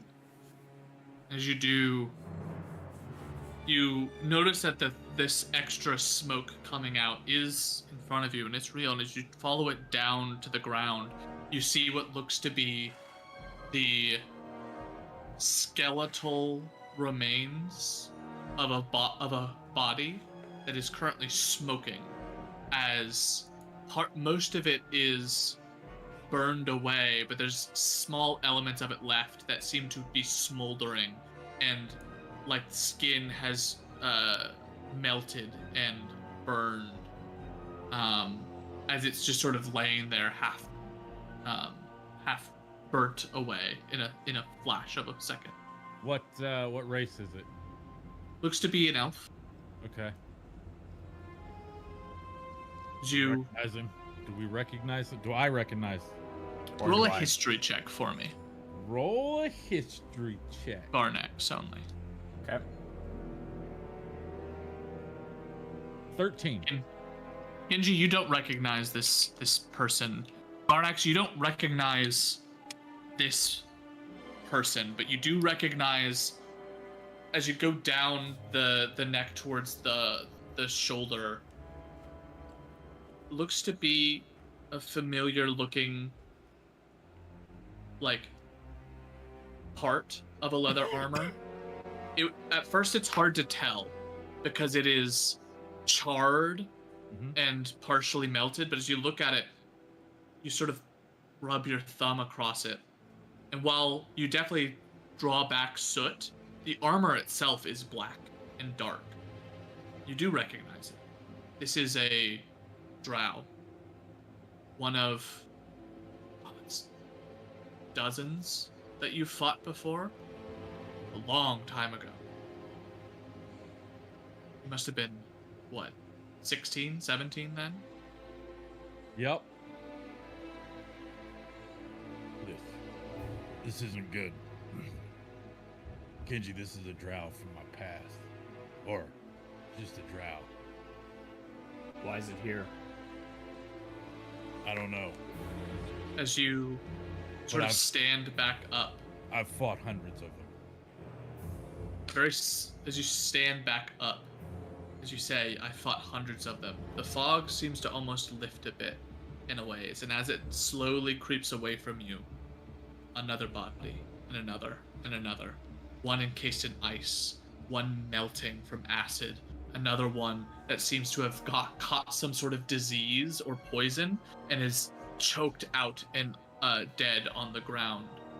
Another one with lightning scars up the side of its face.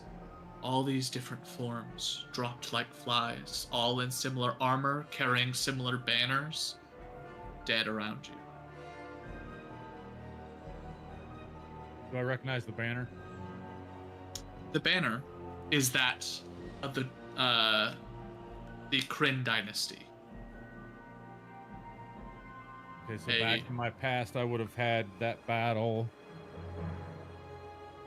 Like you said, when I was 15 or 16, like, do I actually recognize any of the scene of the battle? Or, because You look around, yeah. I can tell that all of them are killed by weapons or breath weapons, right? That's the different acid, poison, Yep.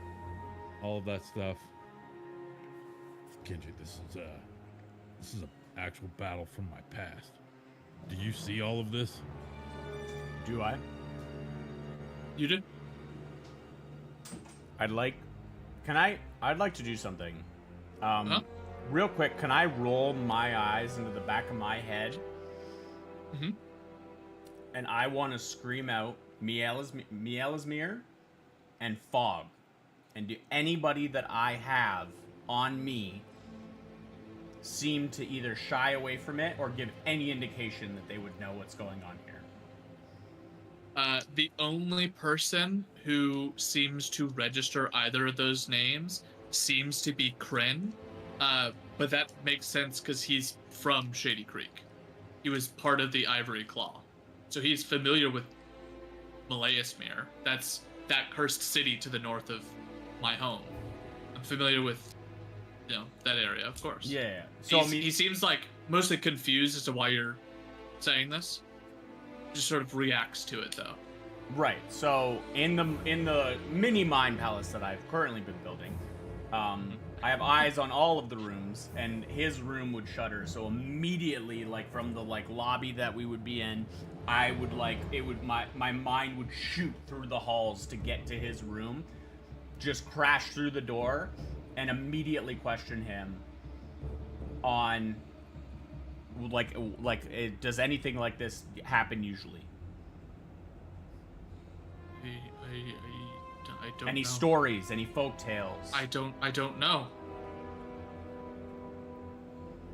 If you keep anything from me and you want any hope of getting back into a body again, don't lie to me. Roll an insight check for me. It's not great. It was 16. 16. You see that there is a desperation in his eyes, and he seems to be searching for something, but that's about it. Okay. I will roll my eyes back.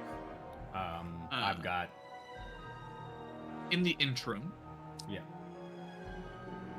Varnix, Sir. you're looking around, and you hear what sounds like the clashing of metal.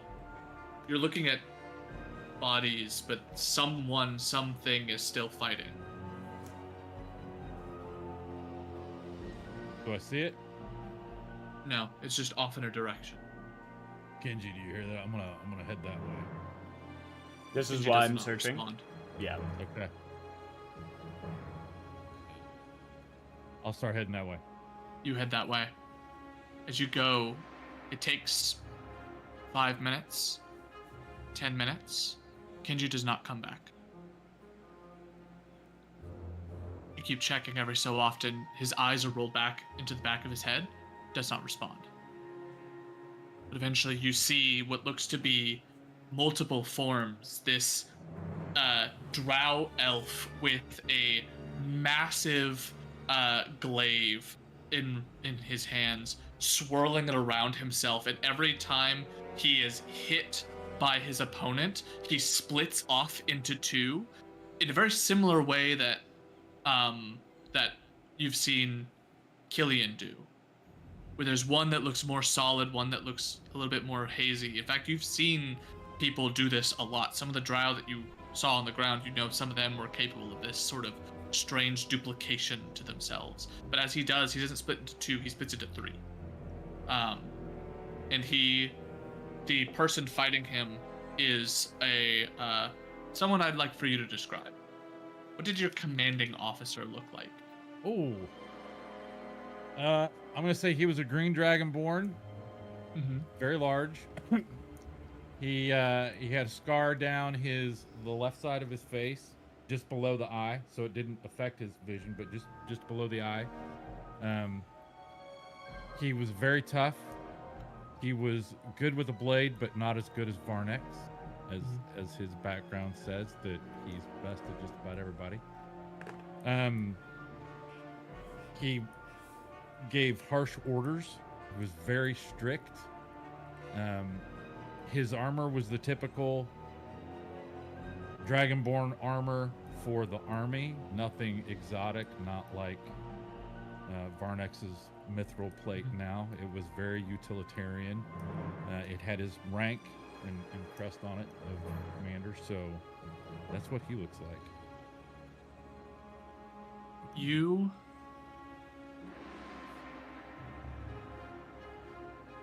see the green-scaled dragonborn exactly as he looks like, but the scar that cuts under the eye instead cuts under a vacant black space. The eyes are missing. But what weapons does he use? Katana. He takes a katana and This rams whole it my region and army, so rams it into the chest of the drow, and you watch as he stops suddenly, is lifted up into the air, and your commanding officer exhales this plume of dark green mist that covers the face of this drow, and you watch as the moment that he takes a rasping breath in, the skin around the face begins to grow boils as disease takes over the form, and he rips the blade out, and as he does, in one smooth motion, the blade exits the body falls, and the blood is scattered on the ground behind. As he turns and looks in your direction, noticing that you're there. I'm gonna check to see if Kenji is awake yet. Eyes still rolled in the back of his head.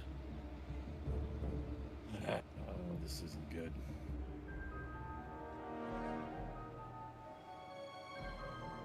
He turns in your direction, stands tall, blade at his side, ready, and says, "Status report." That's gonna be tough, Commander. You're dead, and I'm no longer your sergeant or support. He looks down at himself, confused a bit, and looks back up at you. The moment that I'll draw my katana. you draw your blade, and there is a moment of confusion as he looks at you and goes, "I'm dead." You died many years ago. Not in this battle.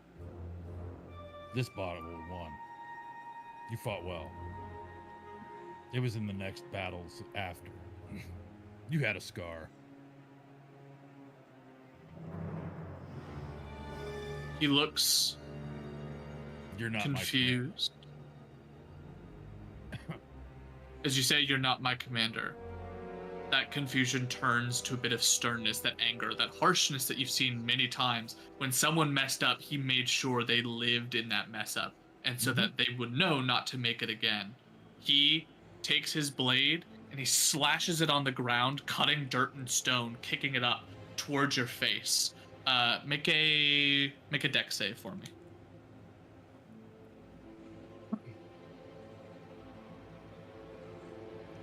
Get back to 13. 13. I'm rolling just average today. It kicks up towards your face, and you're able to turn it away and prevent it from blinding you. But the moment that you turn away, you remember how fast your commander was as a strike from the butt of the katana hits your temple, as he has closed the distance and smacks you in the face. The moment you turned away, exposed, open, hits you right in the head. There is a moment of daze as you step back. What do you do in return? Oh, now I'm pissed. So, as he does that, so I'm like this, katana's in my right hand. I will get space by a straight arm with my left, right? So it's pure brute strength to shove him away. Because if he's closed the distance to get that close and didn't hit me with his blade, he actually messed up, right? So I will shove and come around. Now he's at disadvantage. Now you understand I've got my arm in between in his chest, and so I'll swing at his midsection as I do that. Roll a hit.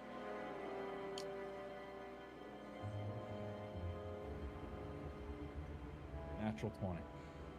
Damn. Roll damage. So that's gonna be, I gotta figure out. So it's 2d10. No, 8. 1d8 double is 2d8, correct? Correct. So it's gonna be +1 for the sword. That's 10, 11 plus my strength, which is 5. That's 16. And then I get another. I could get the plus. I already did the +1. I rolled a 10, 11, 16. Is that right? Is that everything? Sounds about right. Yes. Okay. So as you strike out at him, it cuts into his stomach, and he grabs onto the blade as it does, and you pull it back out as it just carves into his side. Arm still in between his. He goes to twist to push your arm out of the way, and strength or not is enough to at least get in your face and sort of get a little closer, and he immediately exhales again, and the same green plumage comes towards you, and you make a Constitution saving throw. Oh, that's no good. I did not roll so well there. I got an 8. He, as this exhalation hits you, he leans forward into you and vanishes, and that sort of rolls over you. It's at this moment, Kenji, that you pop back and you watch as Varnax falls to the ground, passed out in front of you. You're able to sort of use your dex to tumble out as he goes completely passed out. So the form of my commanding officer, or It's gone. prior, gone, dissipated. Yes. Okay. In the same way that, for above board, the same way that all the other spirits Yeah. dissipated as that con save happens, same happens here. Right. Okay. I'll reach out my mind. Is he there now? Or is he like a husk? He's not really there. Boom. Varnex. Since I Varnax is tumbled- here. He's just completely unconscious. Oh, so I can sense his mind. I wouldn't be able to communicate with it. Yeah. Okay. He's in front of you, completely unconscious. I'll slap him. Does he wake You up? slap him. Does he look like he's diseased too? Like that plumage? Like the No. In No? fact, you don't know what happened. You came back and Right. You felt yourself falling over. There was no one around you. You tumble out and he's down. He looks Right. exactly as he normally does, just, just not awake. Yeah. Okay. I will explore the space. Is there anything to see? Can I Make a hear perception anything? check. 16 plus 5 for 21. For 21, you hear, ever so faintly, a flap of wings.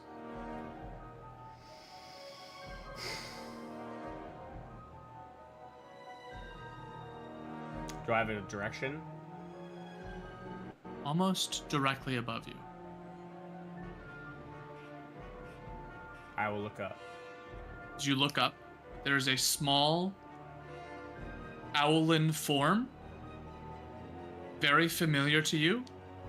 Wings furled in so that it is in a full dive bomb, talons extended towards you, and is rapidly approaching at you as a small, per size, but with two black voids for eyes, comes tumbling out of the darkness towards you. I need you to make a dexterity saving throw.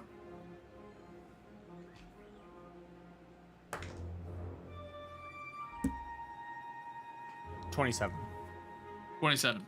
You dodge out of the way as the talons sink into the earth, and there is a loud cracking noise as about a 10-foot diameter of stone and shale erupts as the teeny tiny little bird man impacts it and causes all the rock around to almost pop up in this 10-foot radius. That body does not move. The owl head turns 180 degrees to look in your direction. What did I do? You tried to get rid of me. The body goes to a full height. The head stays looking at you as the body turns the 180 to be in your direction. You tried to give me away.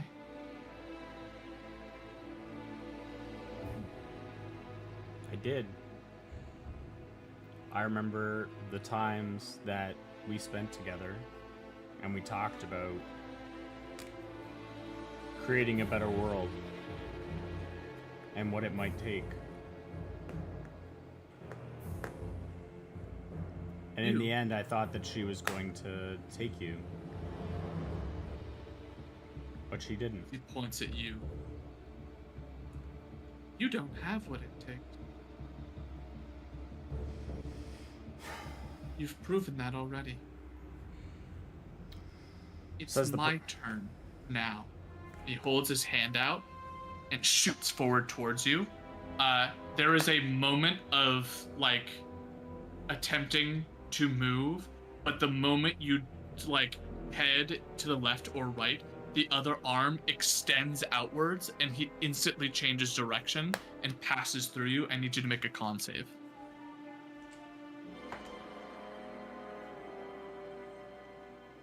Constitution saving throw? Yes. 23. Oh wait, I get +4 on save, don't I? Damn it. You do? I didn't add it. It's okay. Ouch. Okay. Just got attacked by my cat. Not really attacked. He's wanting attention.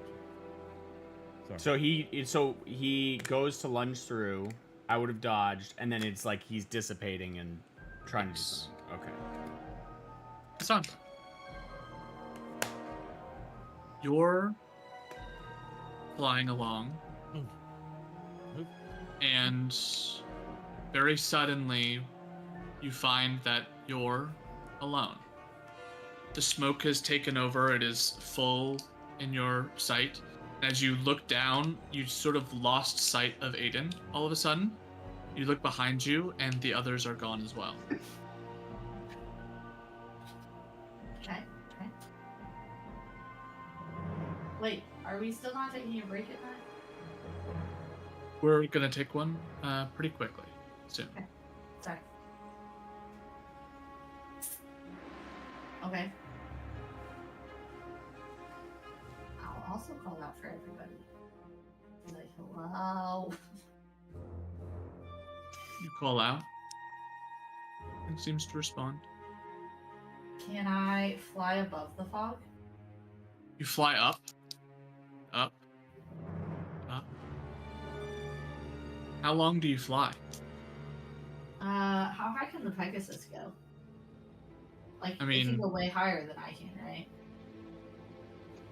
In theory, I mean, it depends on what you mean by, like, how high. What do you mean by that?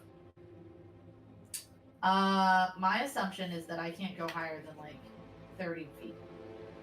If that's wrong, then I'll change that. But the assumption is that the Pegasus can go like much higher, like above can- the normal clouds. You know what I mean? Like, Sure. What? So you go up and up and up.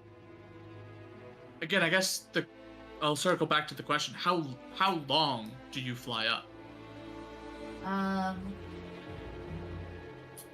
would assume that I at some point would have flown above the clouds just for the funsies of it. With the As you Pegasus- fly, a minute passes, 2, and you're still in the fog. 3, still in the fog. 4, still in the fog. How long do you fly up?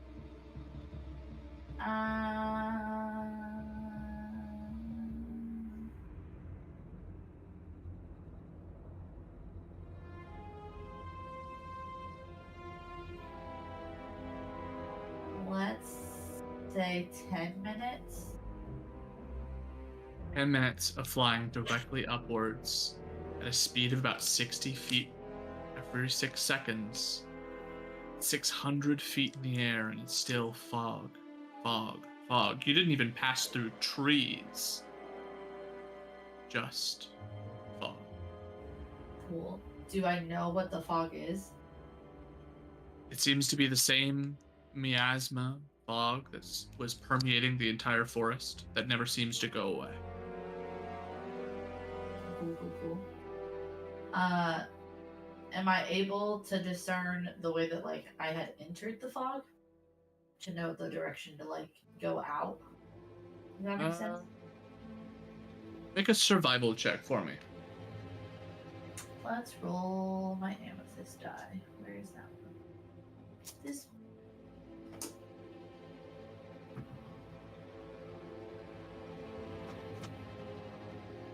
Survival is a +2, so I got a 17. The 17, you know that you were technically always in or around this Mist, it's been here since, honestly, since you left Caduceus's place. So you've been here for a couple of hours, but all of a sudden it just happened to rise up and cause this weird effect where you can't see anyone. As you fly up, it doesn't seem to ever end. Down is the most recent opposite direction, but it would be a relative, like, sort of look around, but that way south, that's where we came from. So it'd be like south and then also down, like however far you flew.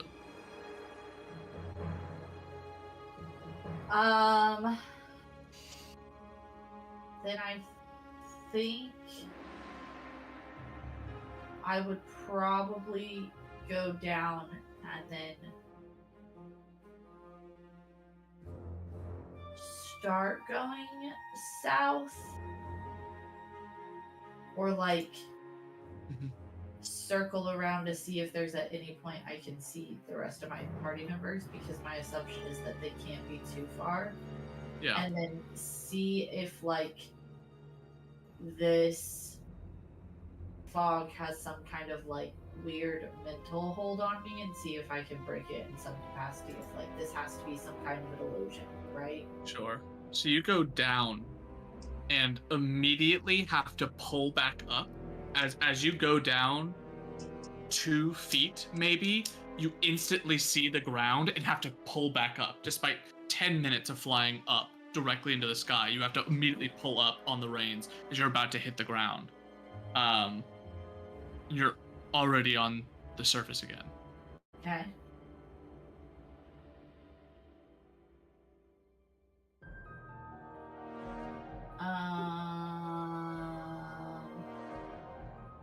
Don't I have... No, I don't think I have it yet. No, I do. Can I cast Daylight? Yeah. That's a thing, right?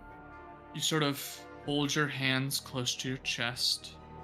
You feel a light begin to glow. You bring your arms up and out, and as the daylight begins to shine outwards, it is intense and bright, and brighter than you anticipated, as you almost have to squint and hide your like close your eyes from it. The stark contrast of this white fog to all of a sudden a blinding bright light. And as you close your eyes, it seems to almost fade a bit, dim. Slowly open your eyes. The fog has cleared out a little bit. Okay. And around you, instead of ground, it seems to delve into just darkness. At the very edge of your sight, you see these little dots scattered around. Okay. Small white specks, and as you look up, all of a sudden there is a stream of color. A vast and wide nebula of floating space dust in this purple and green and red hue that seems to stretch on for forever. Those little specks you see begin to come into clear vision, and it is just a sea of stars. Okay. Look behind you and it's more of the same. Above you, more of the same. Every direction, you seem to be surrounded by darkness and stars and space debris. Alright. Make a perception check for me. Well, that I'm good at.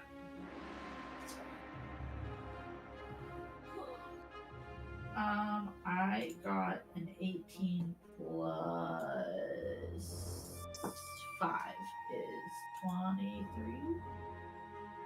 23. You... Right. Yes. You see, a little ways off, this slowly rotating chunk of rock just drifting around. The only place to land in what looks like forever. Okay.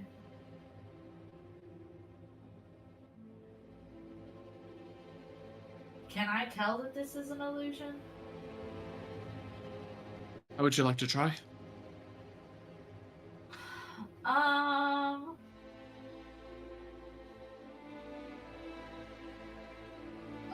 Point of order question. Detect thoughts is 30 feet, right? No. How does this work? So the range is myself, but then it's I detect thoughts. So the range is self, meaning that you can, when you cast the spell, it can only target yourself. Yeah, You, yeah, like yeah. you can't cast it on someone else. You have to cast it on yourself.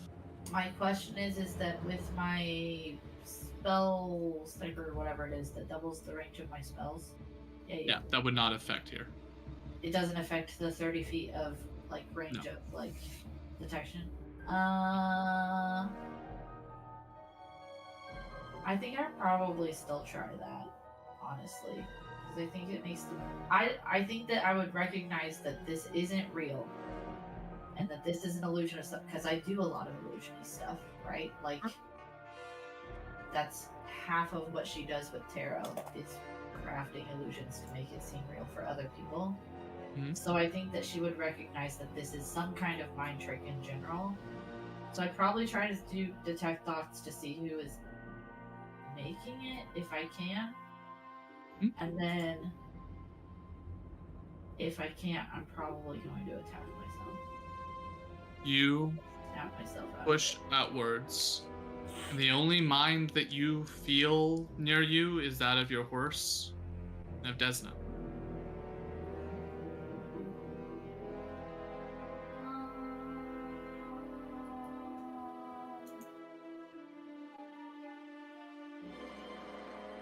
Let's counterspell. Counterspell won't work. Can I counterspell myself? Counterspell is a reaction to seeing a spell cast, so it would have to be like in the moment of casting. Yeah. It would have to be dispel magic to dispel something that's already in place. Do I ever learn that? I'll look at it later. Okay. I think. I sound dumb.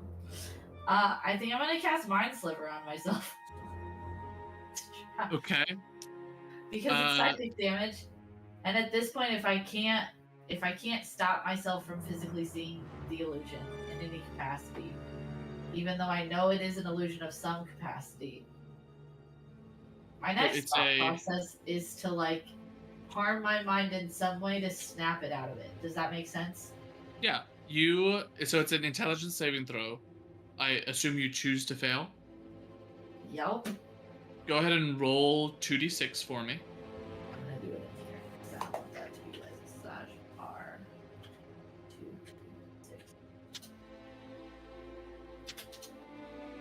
Alright, go ahead and take 7 points of damage. Yep, it'll be 17 somewhere.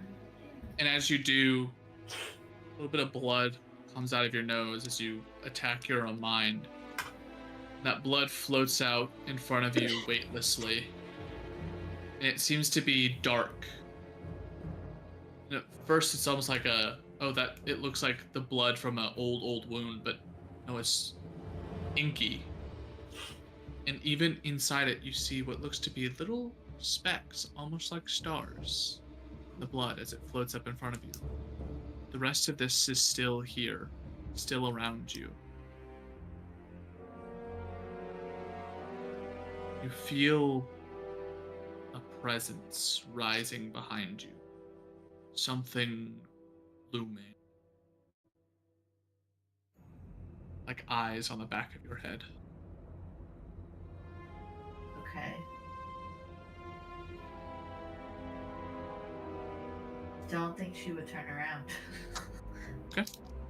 I think she'd Yeah. still try to figure out how to stop seeing this. Whatever this is, seems to reach out for you. As it gets in close, you feel a grasp around you larger than yourself. You see the edges of fingers the size of mountains as it comes to clasp, and it closes with you inside. I need you to make a Constitution saving throw.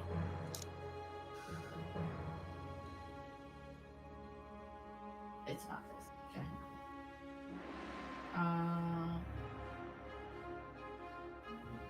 11 plus 7 is 18. Roll a d4 for me.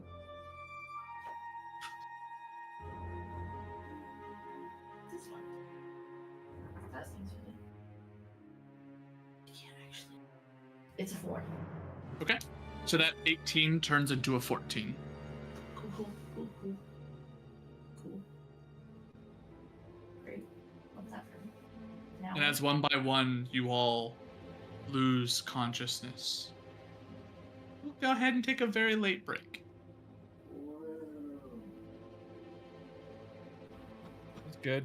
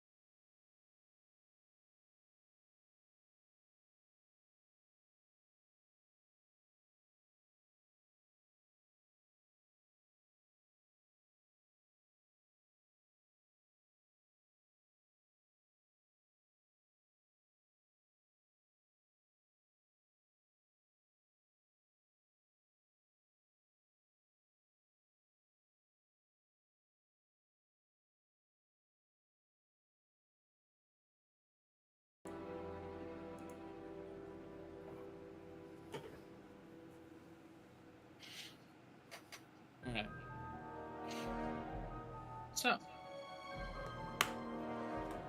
Kenji, Yes. you're the first to awaken. As you do,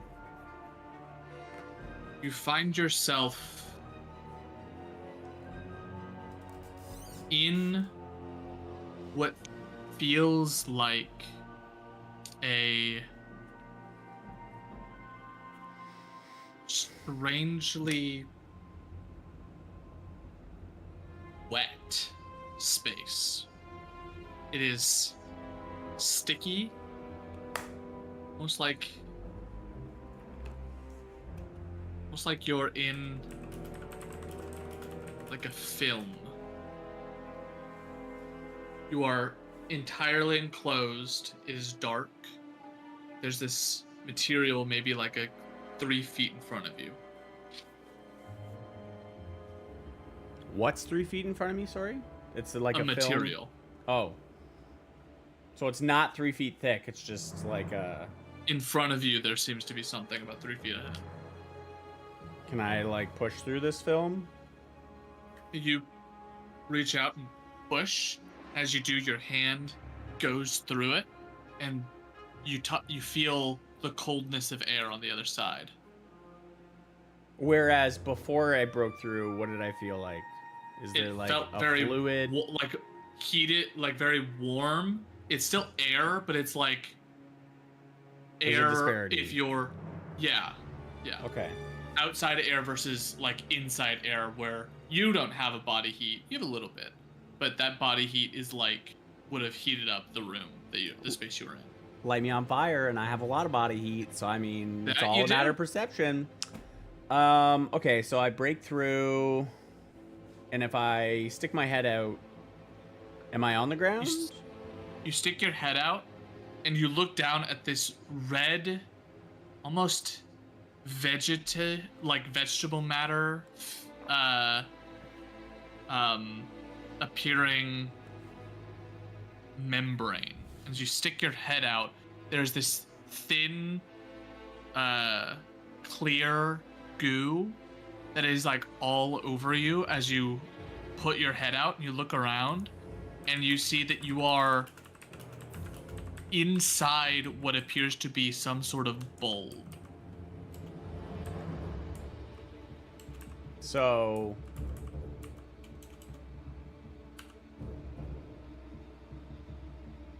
like a plant? Almost like a plant. You So look as I s- down, there is the roots of this thing all seem to almost climb up and form a dome, and you see other little pods all around, red.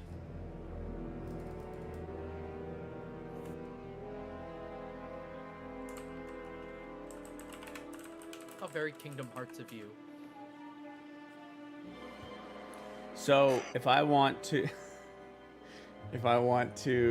get out, can I get to like the next bulb to see? There needs to be a punishment, so you stop DMing me things like that. I don't want to know. Anyway, yes, you crawl your way out, and fall like maybe 2 feet onto the ground that is also covered in these vines. Does it seem to be reacting to me as I like get out? No. Does anything here, can I find anything or see anything that connects me or connects what had happened to us with that addition to the miasma? Like, was it this, like, does it seem like there's spores in the air that might have been like also in the miasma that like I could like connect, like this is how we got here? There don't seem to be spores. You look around and it feels like there are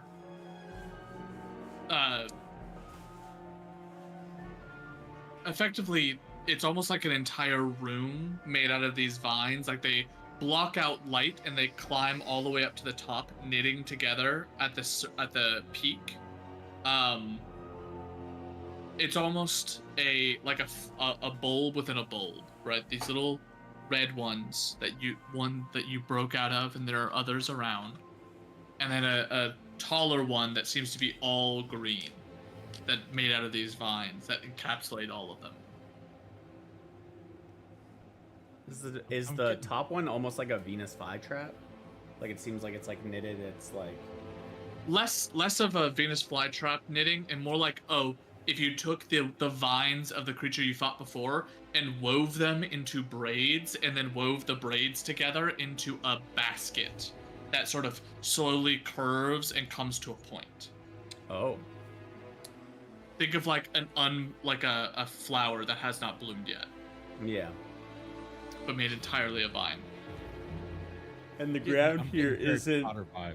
a smooth, isn't smooth like we were walking on before. No, We wouldn't have walked into this area. No, it is dirt and gravel that has a lot of these same vines, like covering most of it. Like 70% of the floor is vines with small sections of dirt that peek through. Can I make an effort to try and not touch the vines aggressively, and then make my way to the next red bulb? Yeah, you make your way to another bulb. Can I see who's in it? You see a dark shape inside, but you can't make out anything beyond that. There's no like, it's not an opacity that allows you to see through. It's just like you can see that inside the light enters and hits something and does not go through the other end. Right. It's like a white sheet, and you're on the other side of it, and the light hits you, and you can just see like a dark shape. All right. Well, I'll punch through it and pull the thing out. You grab and you pull, and a skeletal leg comes out. I'm gonna hope. In my head, is all my shit with me? You look around, yeah. All right, the Azrahari head's gonna come out. Be like, this would be really disappointing right now if this was Yotev's leg. So we're gonna need to figure this out. So with her in tow,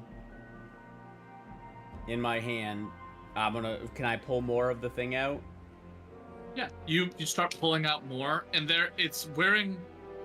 you pull out more, and this individual does seem to wear like shorts, and a long sleeve shirt, a vest over top, seems to have like a satchel over his side, and as you pull them out, they are like make a medicine check for me. Okay. It was a 17 plus something. Oh, plus 8. 25. 25. There's two things you notice. First, the skeletal structure definitely does not match Yotev. It's way too tall. In fact, Thank it's God. too tall for everyone in this party, right? It's definitely not a Dragonborn. It's not it's not a human. It's too big. As you look at it, it looks like it is Goliath in nature. And does the second thing that I discern about it is their poor sense of fashion with fucking shorts and a long sleeve shirt? I mean, yeah, Okay, well, sure.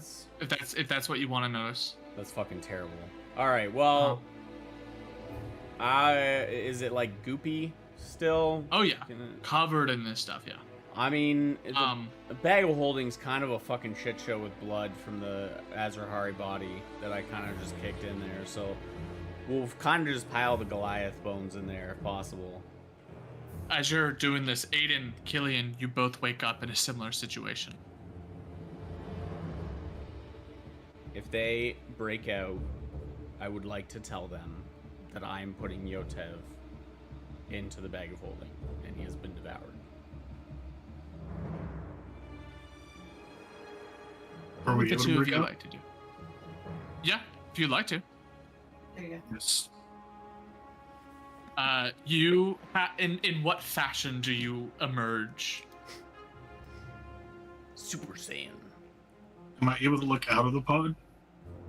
It is like a red, almost like a flower petal, of sorts. Except you can see that there are shapes out there, but you can't see, like, you don't have a visual of the outside. You can tell there are things around, but not what they are. I'm just gonna punch my way out. All right. In a very similar fashion to you, you just see a gray fist, explode through, and Killian emerges. Aiden, you feeling comfy, or are you getting out too? I mean, You're I think feeling comfy. as I come to, I'm probably just gasping for breath. As I take a moment to try to take in my surroundings, realize that I can breathe again. Do I have like everything with me still? Yeah, you look down, and at least from like a cursory visual glance over, everything that should be there looks like it is there. Okay, then as I like start to understand a little bit of what's going on, I'd probably try to cut my way out. Right, you take the double-bladed scimitar and you just slice through, and so you watch as these two break out. One is like 2 pods down, the other one's on the other side of the room. Oh, thank God. Did we all make it? This one did not. Also, is there anything interesting in the pouch? You go and you open up the pouch, and you see what looks to be like a number of scrolls, as well as a loose set of pouches and smaller bags. As you open it, you sort of go and you sniff, and it's disgusting. But it's a bunch of random stuff in there. If you would like, you can go through that in a moment. Yeah, I'll do it. a better It's list. all just gonna go into the bag of holding for right now. Yeah, just But I was curious. Mm. All right.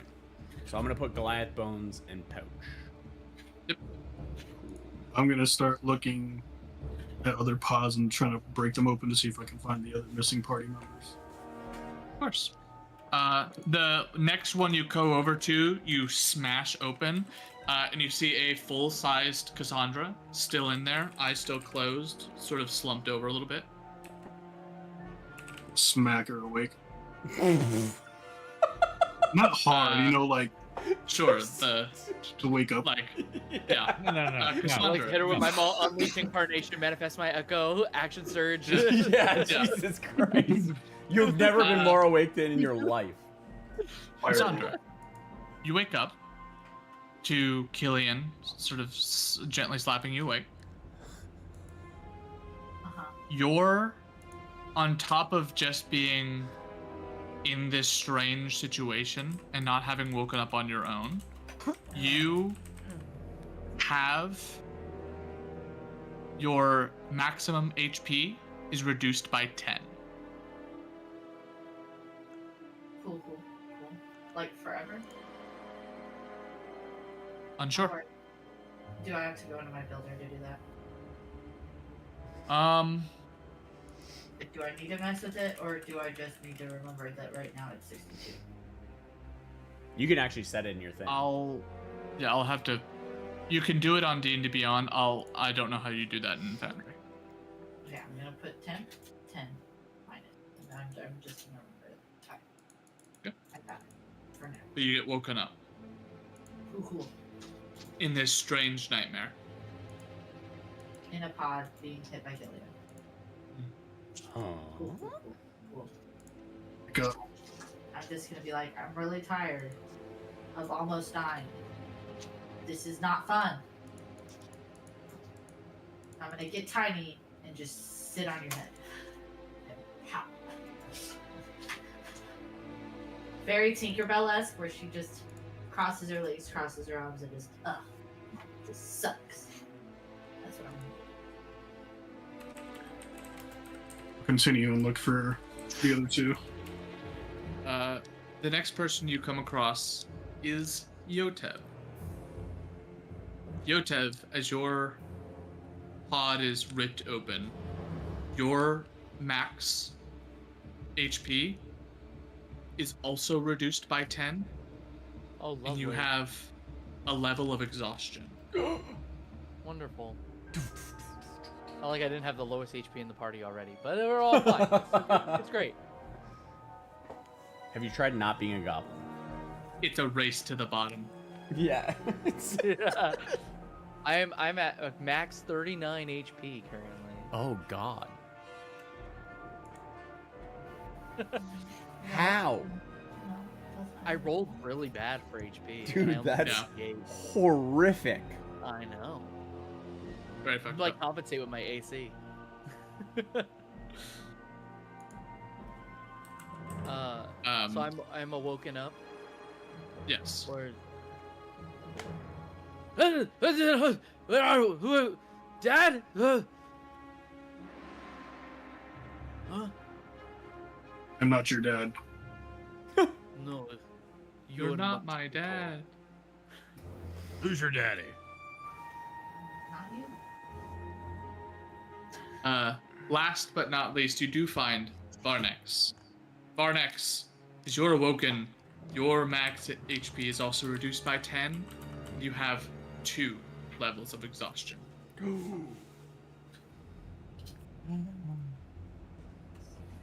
As a note, I would like to, at this point, establish which set of rules we are using for exhaustion. Oh, What's the difference? In the old version of exhaustion, if you have 1, you have disadvantage on ability checks. And if you have 2, you have disadvantage on ability checks, and your speed is halved. okay. In the new version for 2024, exhaustion levels.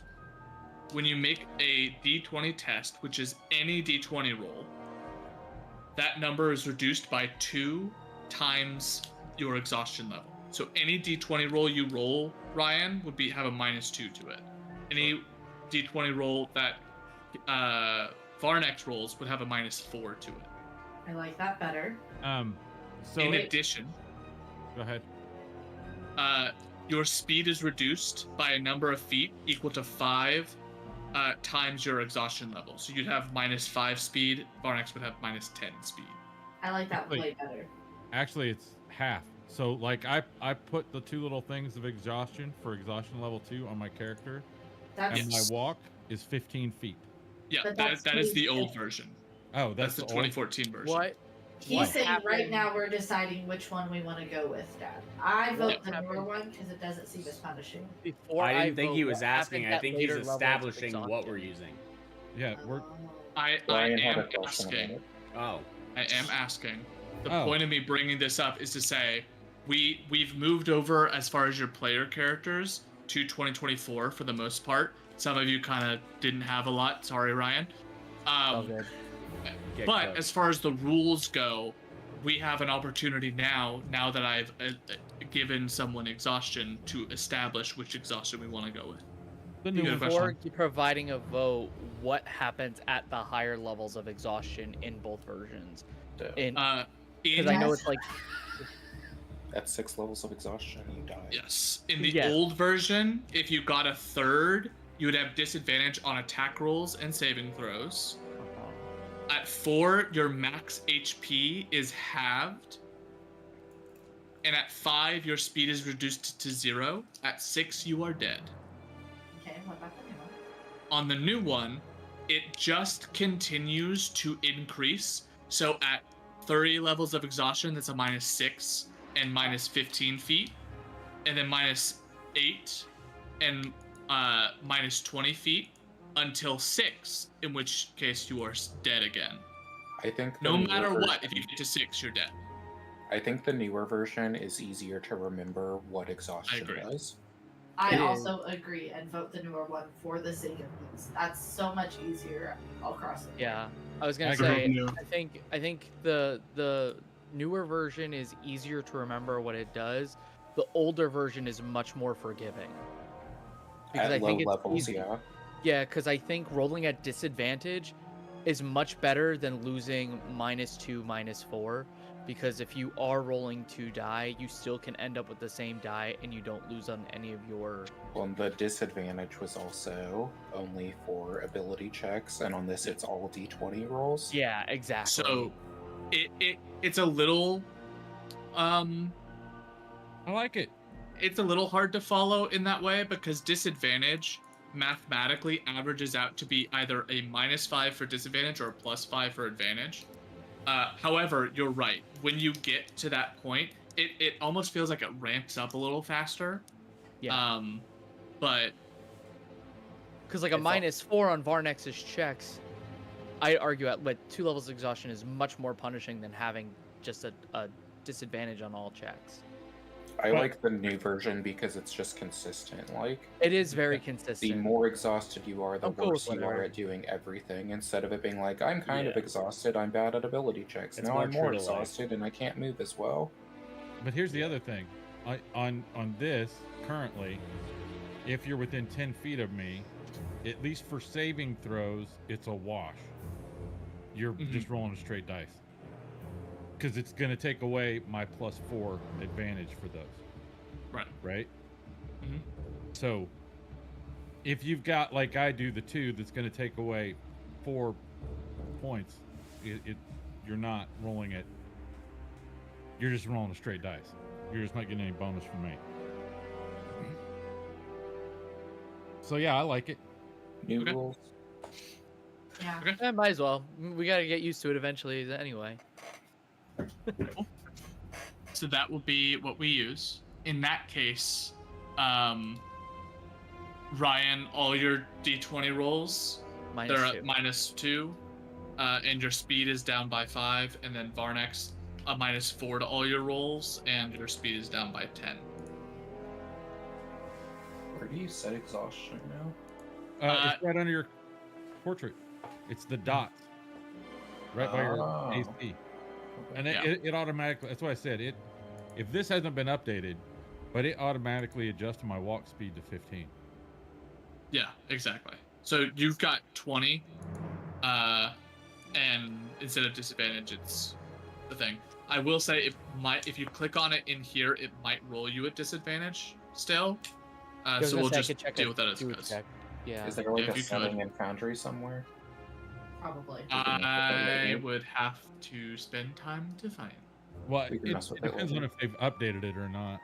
Whoever the developer is of Foundry would have had to code it in, Mm-hmm. is what I'm saying. So Yeah, By the way, So- you said my max HP is down by 10 points, right? correct. Okay. If you mess with if you do your the little cog, the little wrench at the top, and then click on configure hit points, and then at where it says temp max HP, do -10. It'll do the -10. If you try to set it to whatever your current is, it will add that menu. Don't do that. So do -10, and then it'll set it to what it should be, or whatever your amount is. Like mine was -10 because that's how much I lost, but you would be minus whatever half is. Yeah, it's -10. Sure. Sure. I'd figure out what that is. Michael had to help me. We figure can it out. show you afterwards. Yeah.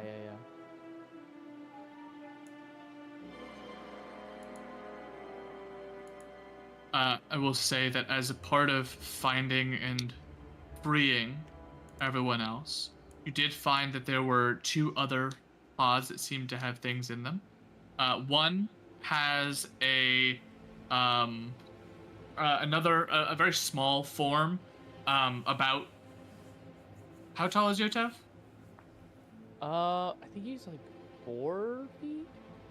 In that case, almost a full foot shorter than Yotev, like 3'3" form.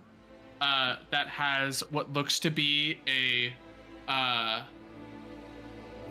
what would be a one-handed weapon, like a falchion, except it is clearly something that they used with 2, as the hand wraps on it are definitely worn in a pattern that shows that it was wielded it with 2 hands on them. Is wearing a very teeny tiny version of a set of chainmail, and has a what looks like a holy symbol around their neck.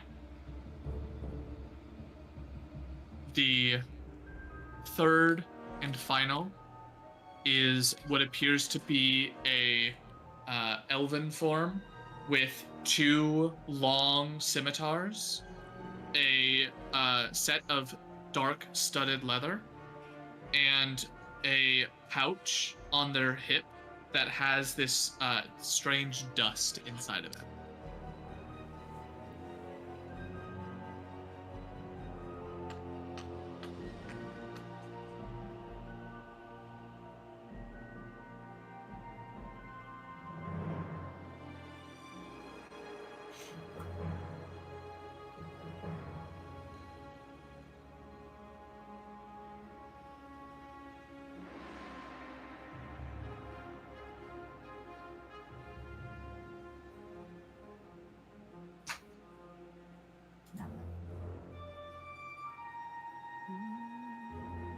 What, D?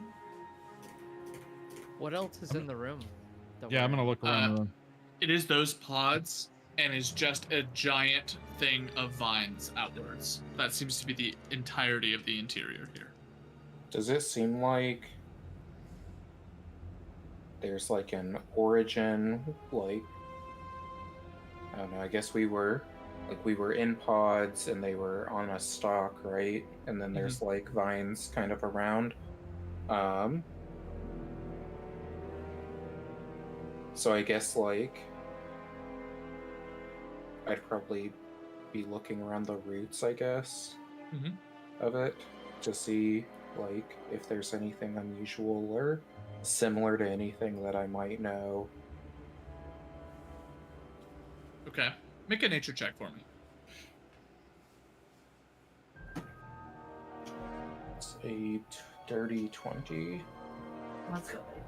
You look down towards the base of them, and they all seem to the vines all seem to gather over towards the center, where they all immediately go down into the dirt. It's almost like from this spot, in 8 different directions, these vines grew out and then went in strangely perfect cardinal directions from one another. The 2 that go north and south are directly north and south. East and west are directly east and west.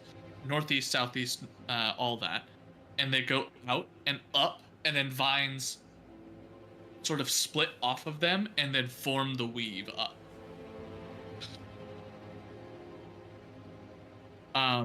In addition, I'll say the pods that you see all seem to grow off of one of these 8 cardinal direction vines, and there seem to be these little buds, probably about 3 inches long, along those leaves that look like they could grow into one of these pods.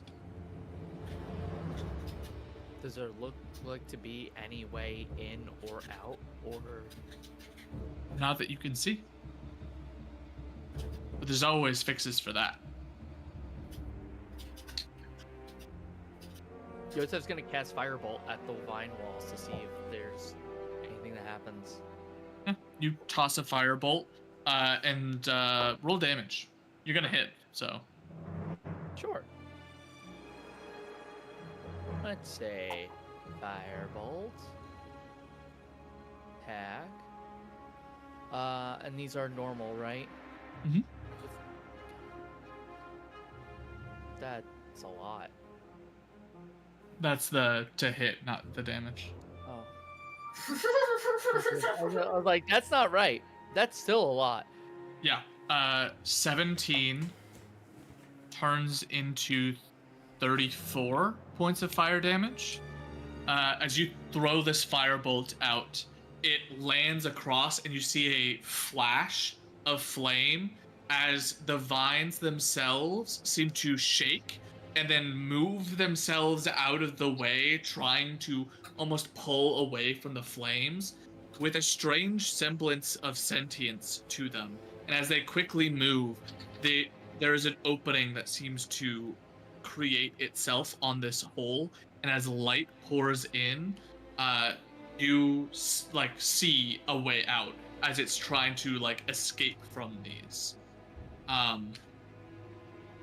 The flame is quickly being put out, and you watch as the roots at the bottom, after the ones pull away, new roots or new vines seem to begin to start to fold in and reseal.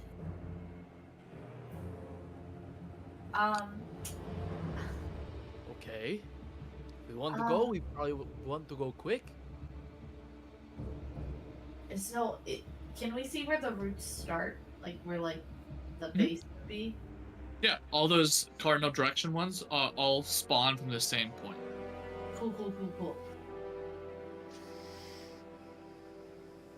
So go now? No, I wanna destroy the vines.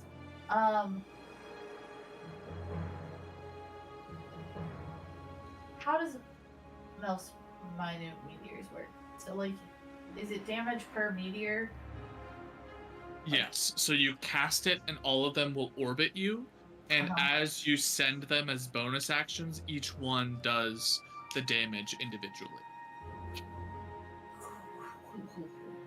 So if I cast it at 4th level,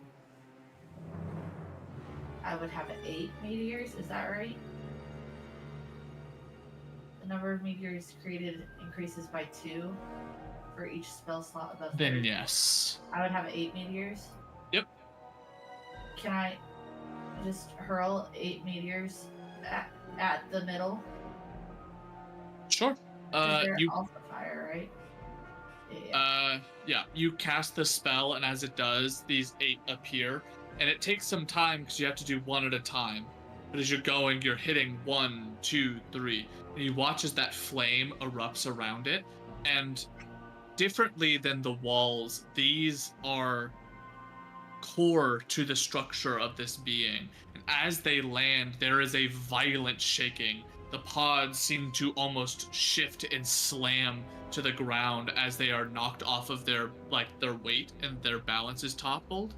As they do, more vines grow from the center and begin to wrap around to try to smother the flames. And there is a massive violent shaking. I need everyone to roll a dexterity saving throw. Good job. Let's go, baby. Dexterity saving. 22. Do I get advantage because of danger sense? Oh, I got a yes. minus. I got a -2, right? -4. Well then I got a 9. Mine would be 13. Okay. Sorry. There's my actual roll. The 9.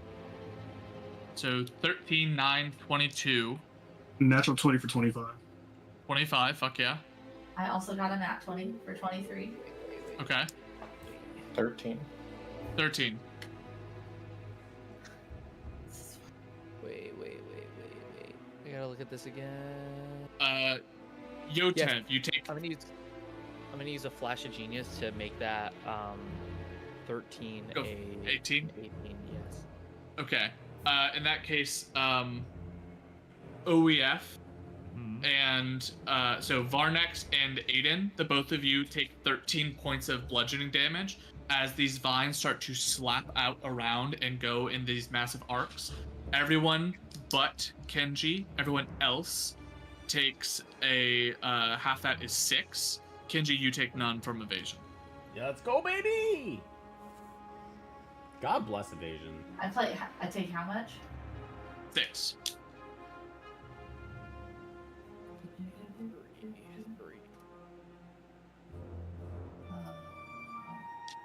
what was it? 65. So 6 more.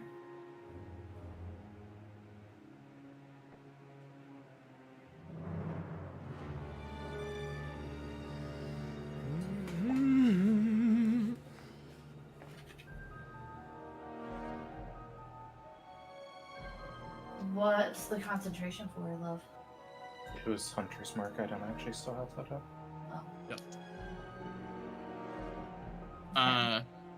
As these lash out and are flying around, they seem to wrap back around, and the structure still holds, though it's shaken dramatically, and it seems to almost begin to hurl itself inwards. You see that the roof inverts from coming to a point to now the point is pointed down, and it's slowly curling in, and the walls seem to begin to come closer towards the center. So we run out of the hole that Yotev made. Well, it's sealed That itself hole back up has again. We sealed gotta itself make it back again. up. Oh, cool. At this point, the pods seem to have been shattered along the ground. The ground is slick, and they seem to be producing more of this fluid. And they seem to be sort of trying to coat the entirety of the interior with it. What's the fluid? It is sort of like, from what you can gather from the fact that the other three are skeletal, it's some sort of digestive enzyme that it uses to break down food, like was referenced, I believe, from Fragan, sort of like a Venus flytrap. That sort of sticky, digestive. Nope. We're going. Watching Aiden. it get smaller, smaller, Go. Run. smaller. There we Quickly, go. Aiden, come on. Where are we running to? In. Start blasting a hole in the wall with the firebolt. Just trying to Who's see if throwing firebolt. it? Yeah, I'm throwing a firebolt. Roll damage. So that's the only fire thing I have aside from like my 9. All right, 18 points of damage. A significantly smaller hole opens up, but it's still there on that side. Here's a brilliant idea, geniuses. Instead of wasting spell slots, light a torch. Well, Or next firebolt's a to light a cantrip, torch. so Yep, you light a torch. And I'll start using a torch to hold against the. As The you hold it vines- up, the vines start to grow out and sort of curl away. There's a hole probably about half the size of you, as you just keep like sort of poking up at the top of it. I'll use that to make my way out. All right, you jump through, I'm following suit. Same. follow through, second, third, Following. fourth. Yeah, I'll go. But I want to Yeah. know what the Pegasus is. I'll follow as well. All right. As all of you escape, by the time you get out, it is probably only about a 5-foot circle diameter now, and it slowly closes in and turns into this small, itty bitty little bud at the very end. Like everything retracts in a very unnatural way, and you watch the ground sink, almost like an antlion hole, as the ground itself seems to retract. Whatever this is sinking into the ground and is dragging the earth with it, and the earth turns into a conical shape downwards. You all stand on the edge of this, backing up as it does, and more ground seems to crack and break away. As this does, this miasma, this smoke, seems to pour out of this. I need everyone to make another Constitution saving throw. Fucking hell. We're making a Constitution saving throw. 19. 19. 24. Oh, 24? Minus 2, 22. Natural 22. one. Okay. Natural Let's go, one. baby. 13. 13. 25. I got an 18. Okay. So I rolled a natural 18 minus my 4 plus my 4, so 18. So, Aiden, your max temp goes down by 10. What is your total, Killian? If I was fully healed, it'd be 100. I'm currently 94. No, what's your total with the con save? You got a natural 1 plus. Plus 8. Can I give him like help with my inspiration in some capacity? See, Would you like to burn your Jimmy? inspiration? He gets another +4. I think I would, yeah. Do you hear me? He gets another. Oh yeah, because I'm near him, right? Do I need to? I mean, I will if I have to. One. That one sucks. I mean, I don't think you would know until you have Plus to use it. 8 is Or 9 plus I think you have to just 4, decide. 13. It's a 13. So, your max temp goes down by 10, Killian.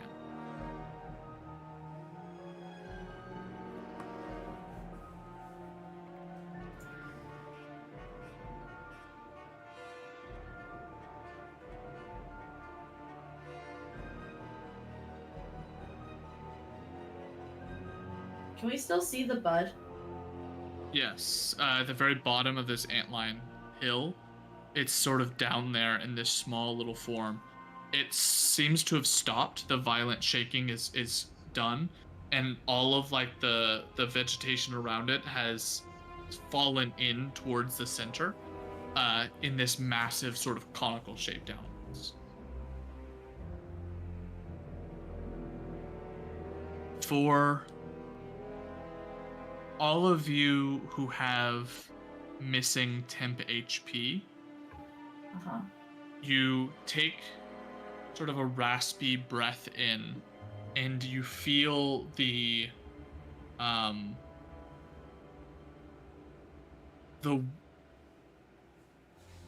that lack of self almost as you exhale. You almost feel that life leaving you as you exhale, as that miasma leaves your lungs the second time. What if you don't breathe? That is a great point. I don't know. You You know what? It's really great stuff, dude. But don't ask me these kind of questions. What if you're characters party that don't breathe, right? that's a good question. I imagine it got into your lungs. It just never got out of your lungs. So it's just sort of sitting there, chilling, slowly eating away at your life force from the inside out. Is it a poison? Not technically. Ah, Caleb. Is it a disease? Not technically. Technically. So, from there, you all have backed out. You hear the river behind you. You see that the day has not progressed much. In fact, it almost seems like only maybe an hour has passed. You make your way away from this thing to give distance between you and it. Still a little gross, but safe for now. I would like to suggest that Varnix just throws his torch down at the bud. Because fuck whatever that is. Fire clearly hurts it.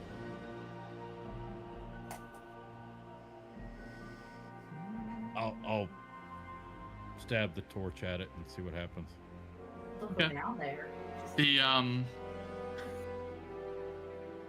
The torch lands amongst it and it begins to burn. As it does, there is a secondary shaking as it's attempting to throw this off of it, only causing the head of this to disappear into the hole and leaving a hole, the torch falling down in behind it. And you hear like this sizzling as smoke begins to rise from the hole. Sweet.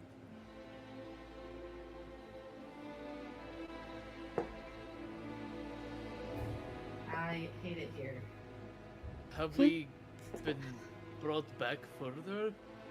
Or have we made progress? Like, where are we compared to where we were before?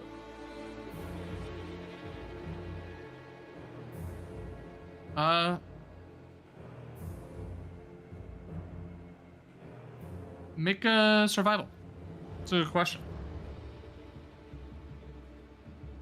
This is Yotev asking the crowd. He don't know shit about survival in the wilderness. I will look around and try to gauge it. You could. My roll's not so great. That is a 10. 10. What? Hard to say. Michael, that's the worst you've ever done. What the heck? It was a 3 on Not. the die. Jesus. I have been very pedestrian tonight. Well, I met with his Very survival- his survival pedestrian. skill has always been like up there.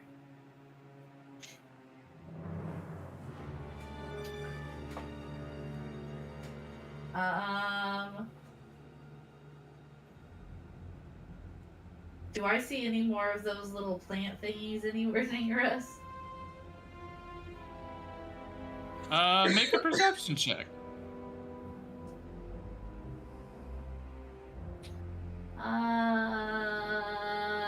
18.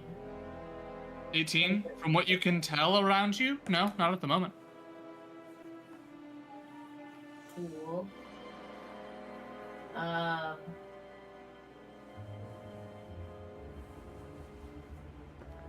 don't trust it. Hey, that's fair. I don't trust it one bit.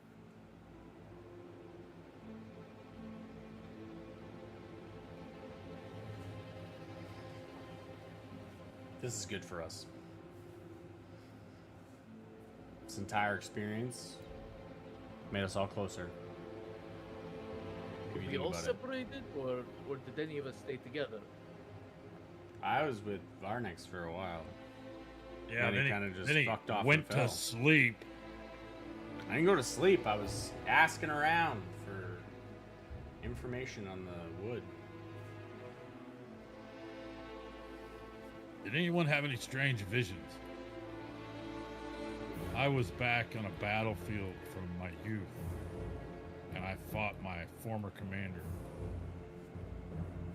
Why would you be fighting him? Because he attacked me.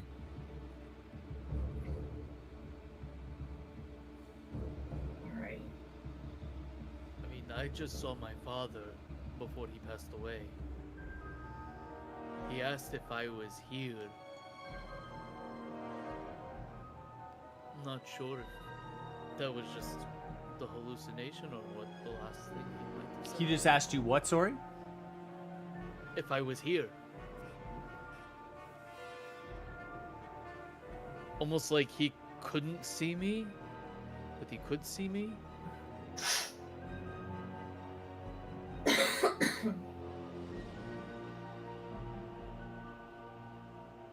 I didn't see anybody. I just saw the stars.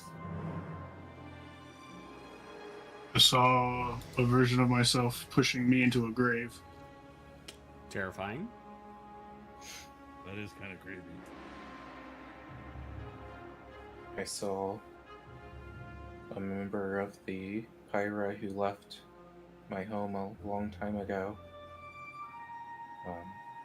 pulling me, or more, trying to pull himself out from water, saying that he made a mistake.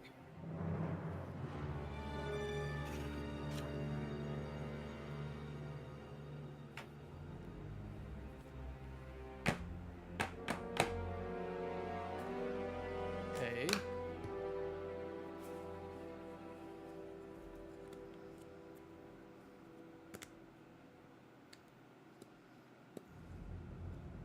Well,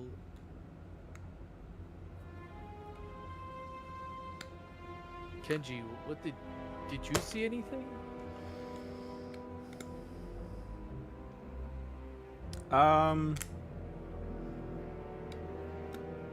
Yeah. Precise told me that I failed and it was his turn.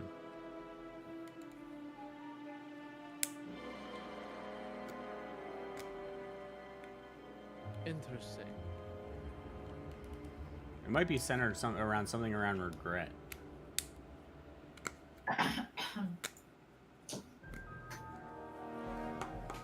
Possibly.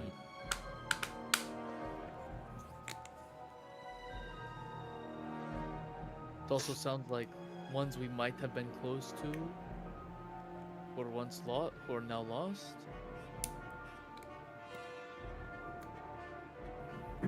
Also that. Oh, I wasn't ever actually close with my clan. One doesn't get close to the individual they kill. I wasn't especially close with the person from mine either. Did you look up to them? I saw mine as weak. I think I probably respected what they had to do, but it was just different than what I do.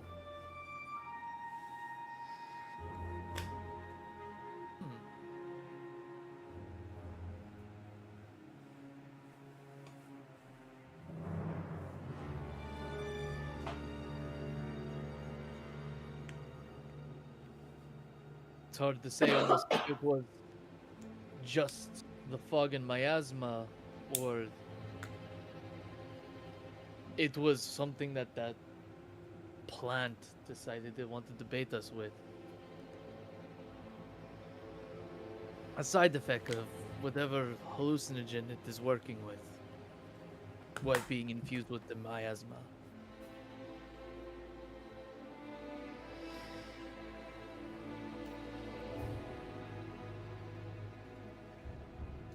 Yeah, I don't Does know. the fog seem like it's cleared up?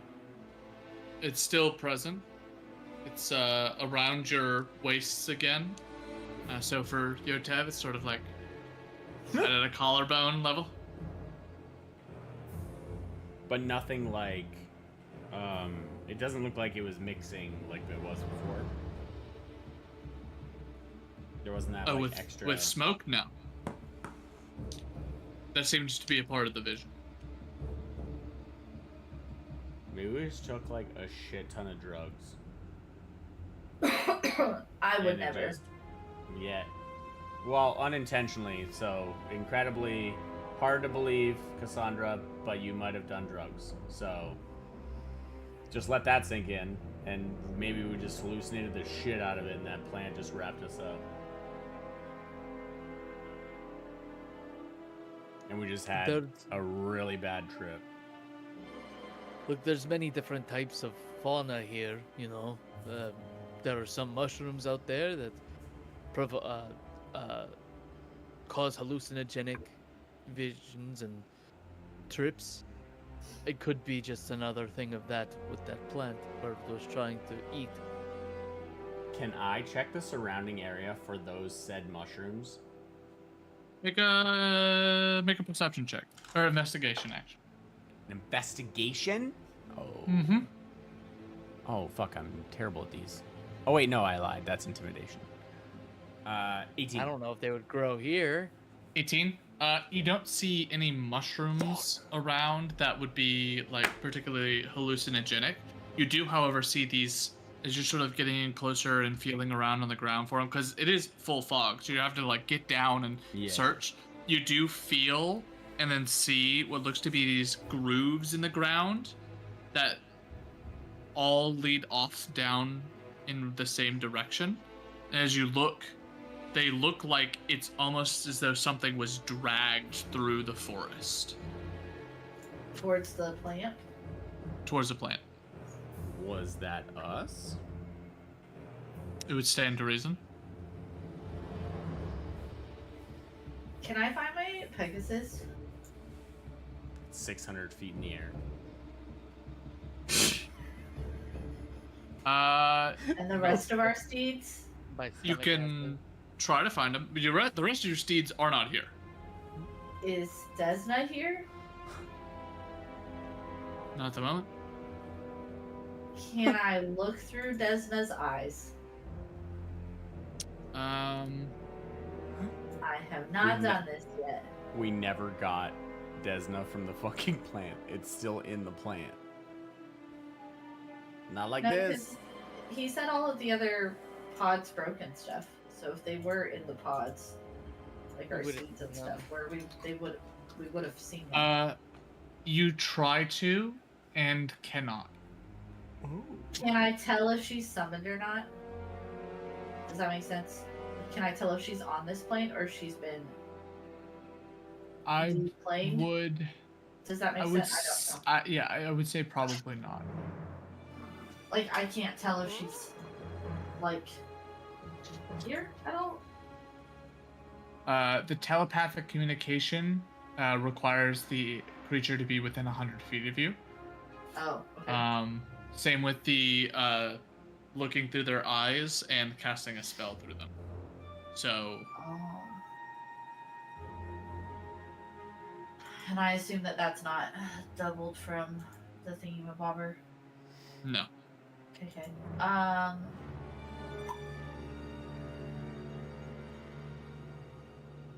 I'm going to start flying in the direction of the tracks. Not higher up so that I can see farther. Like above whatever trees. And just be like, let's go find our stuff. Like, I can't get up where you're going. Just walk on the ground then.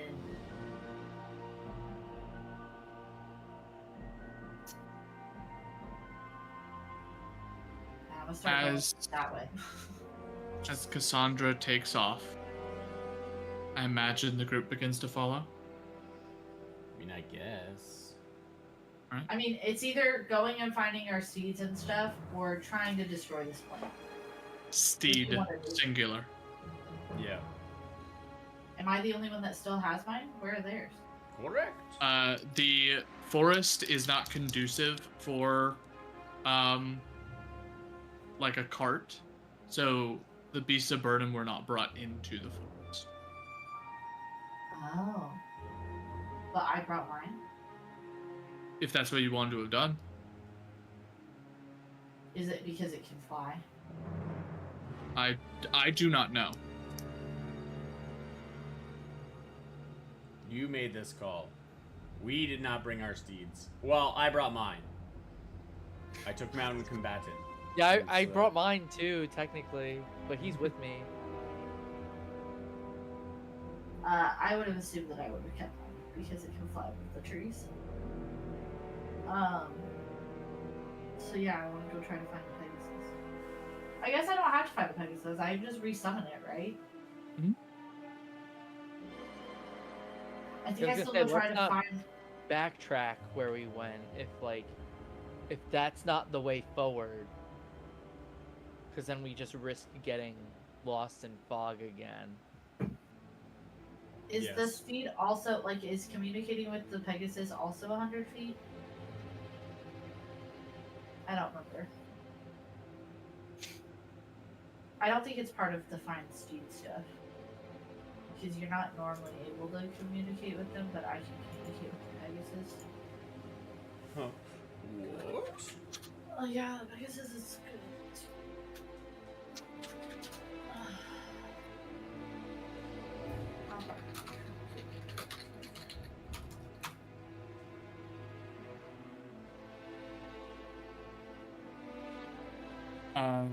It has a telepathy of 1 mile. Are we within a mile of it? You try to reach out? Yeah. You get no response.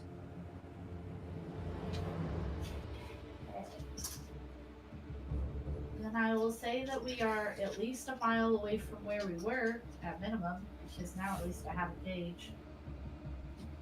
Which is pretty dang far. How much, can I tell how much time has passed? Yeah, I had mentioned it seems like no more than an hour had passed. Oh, sorry.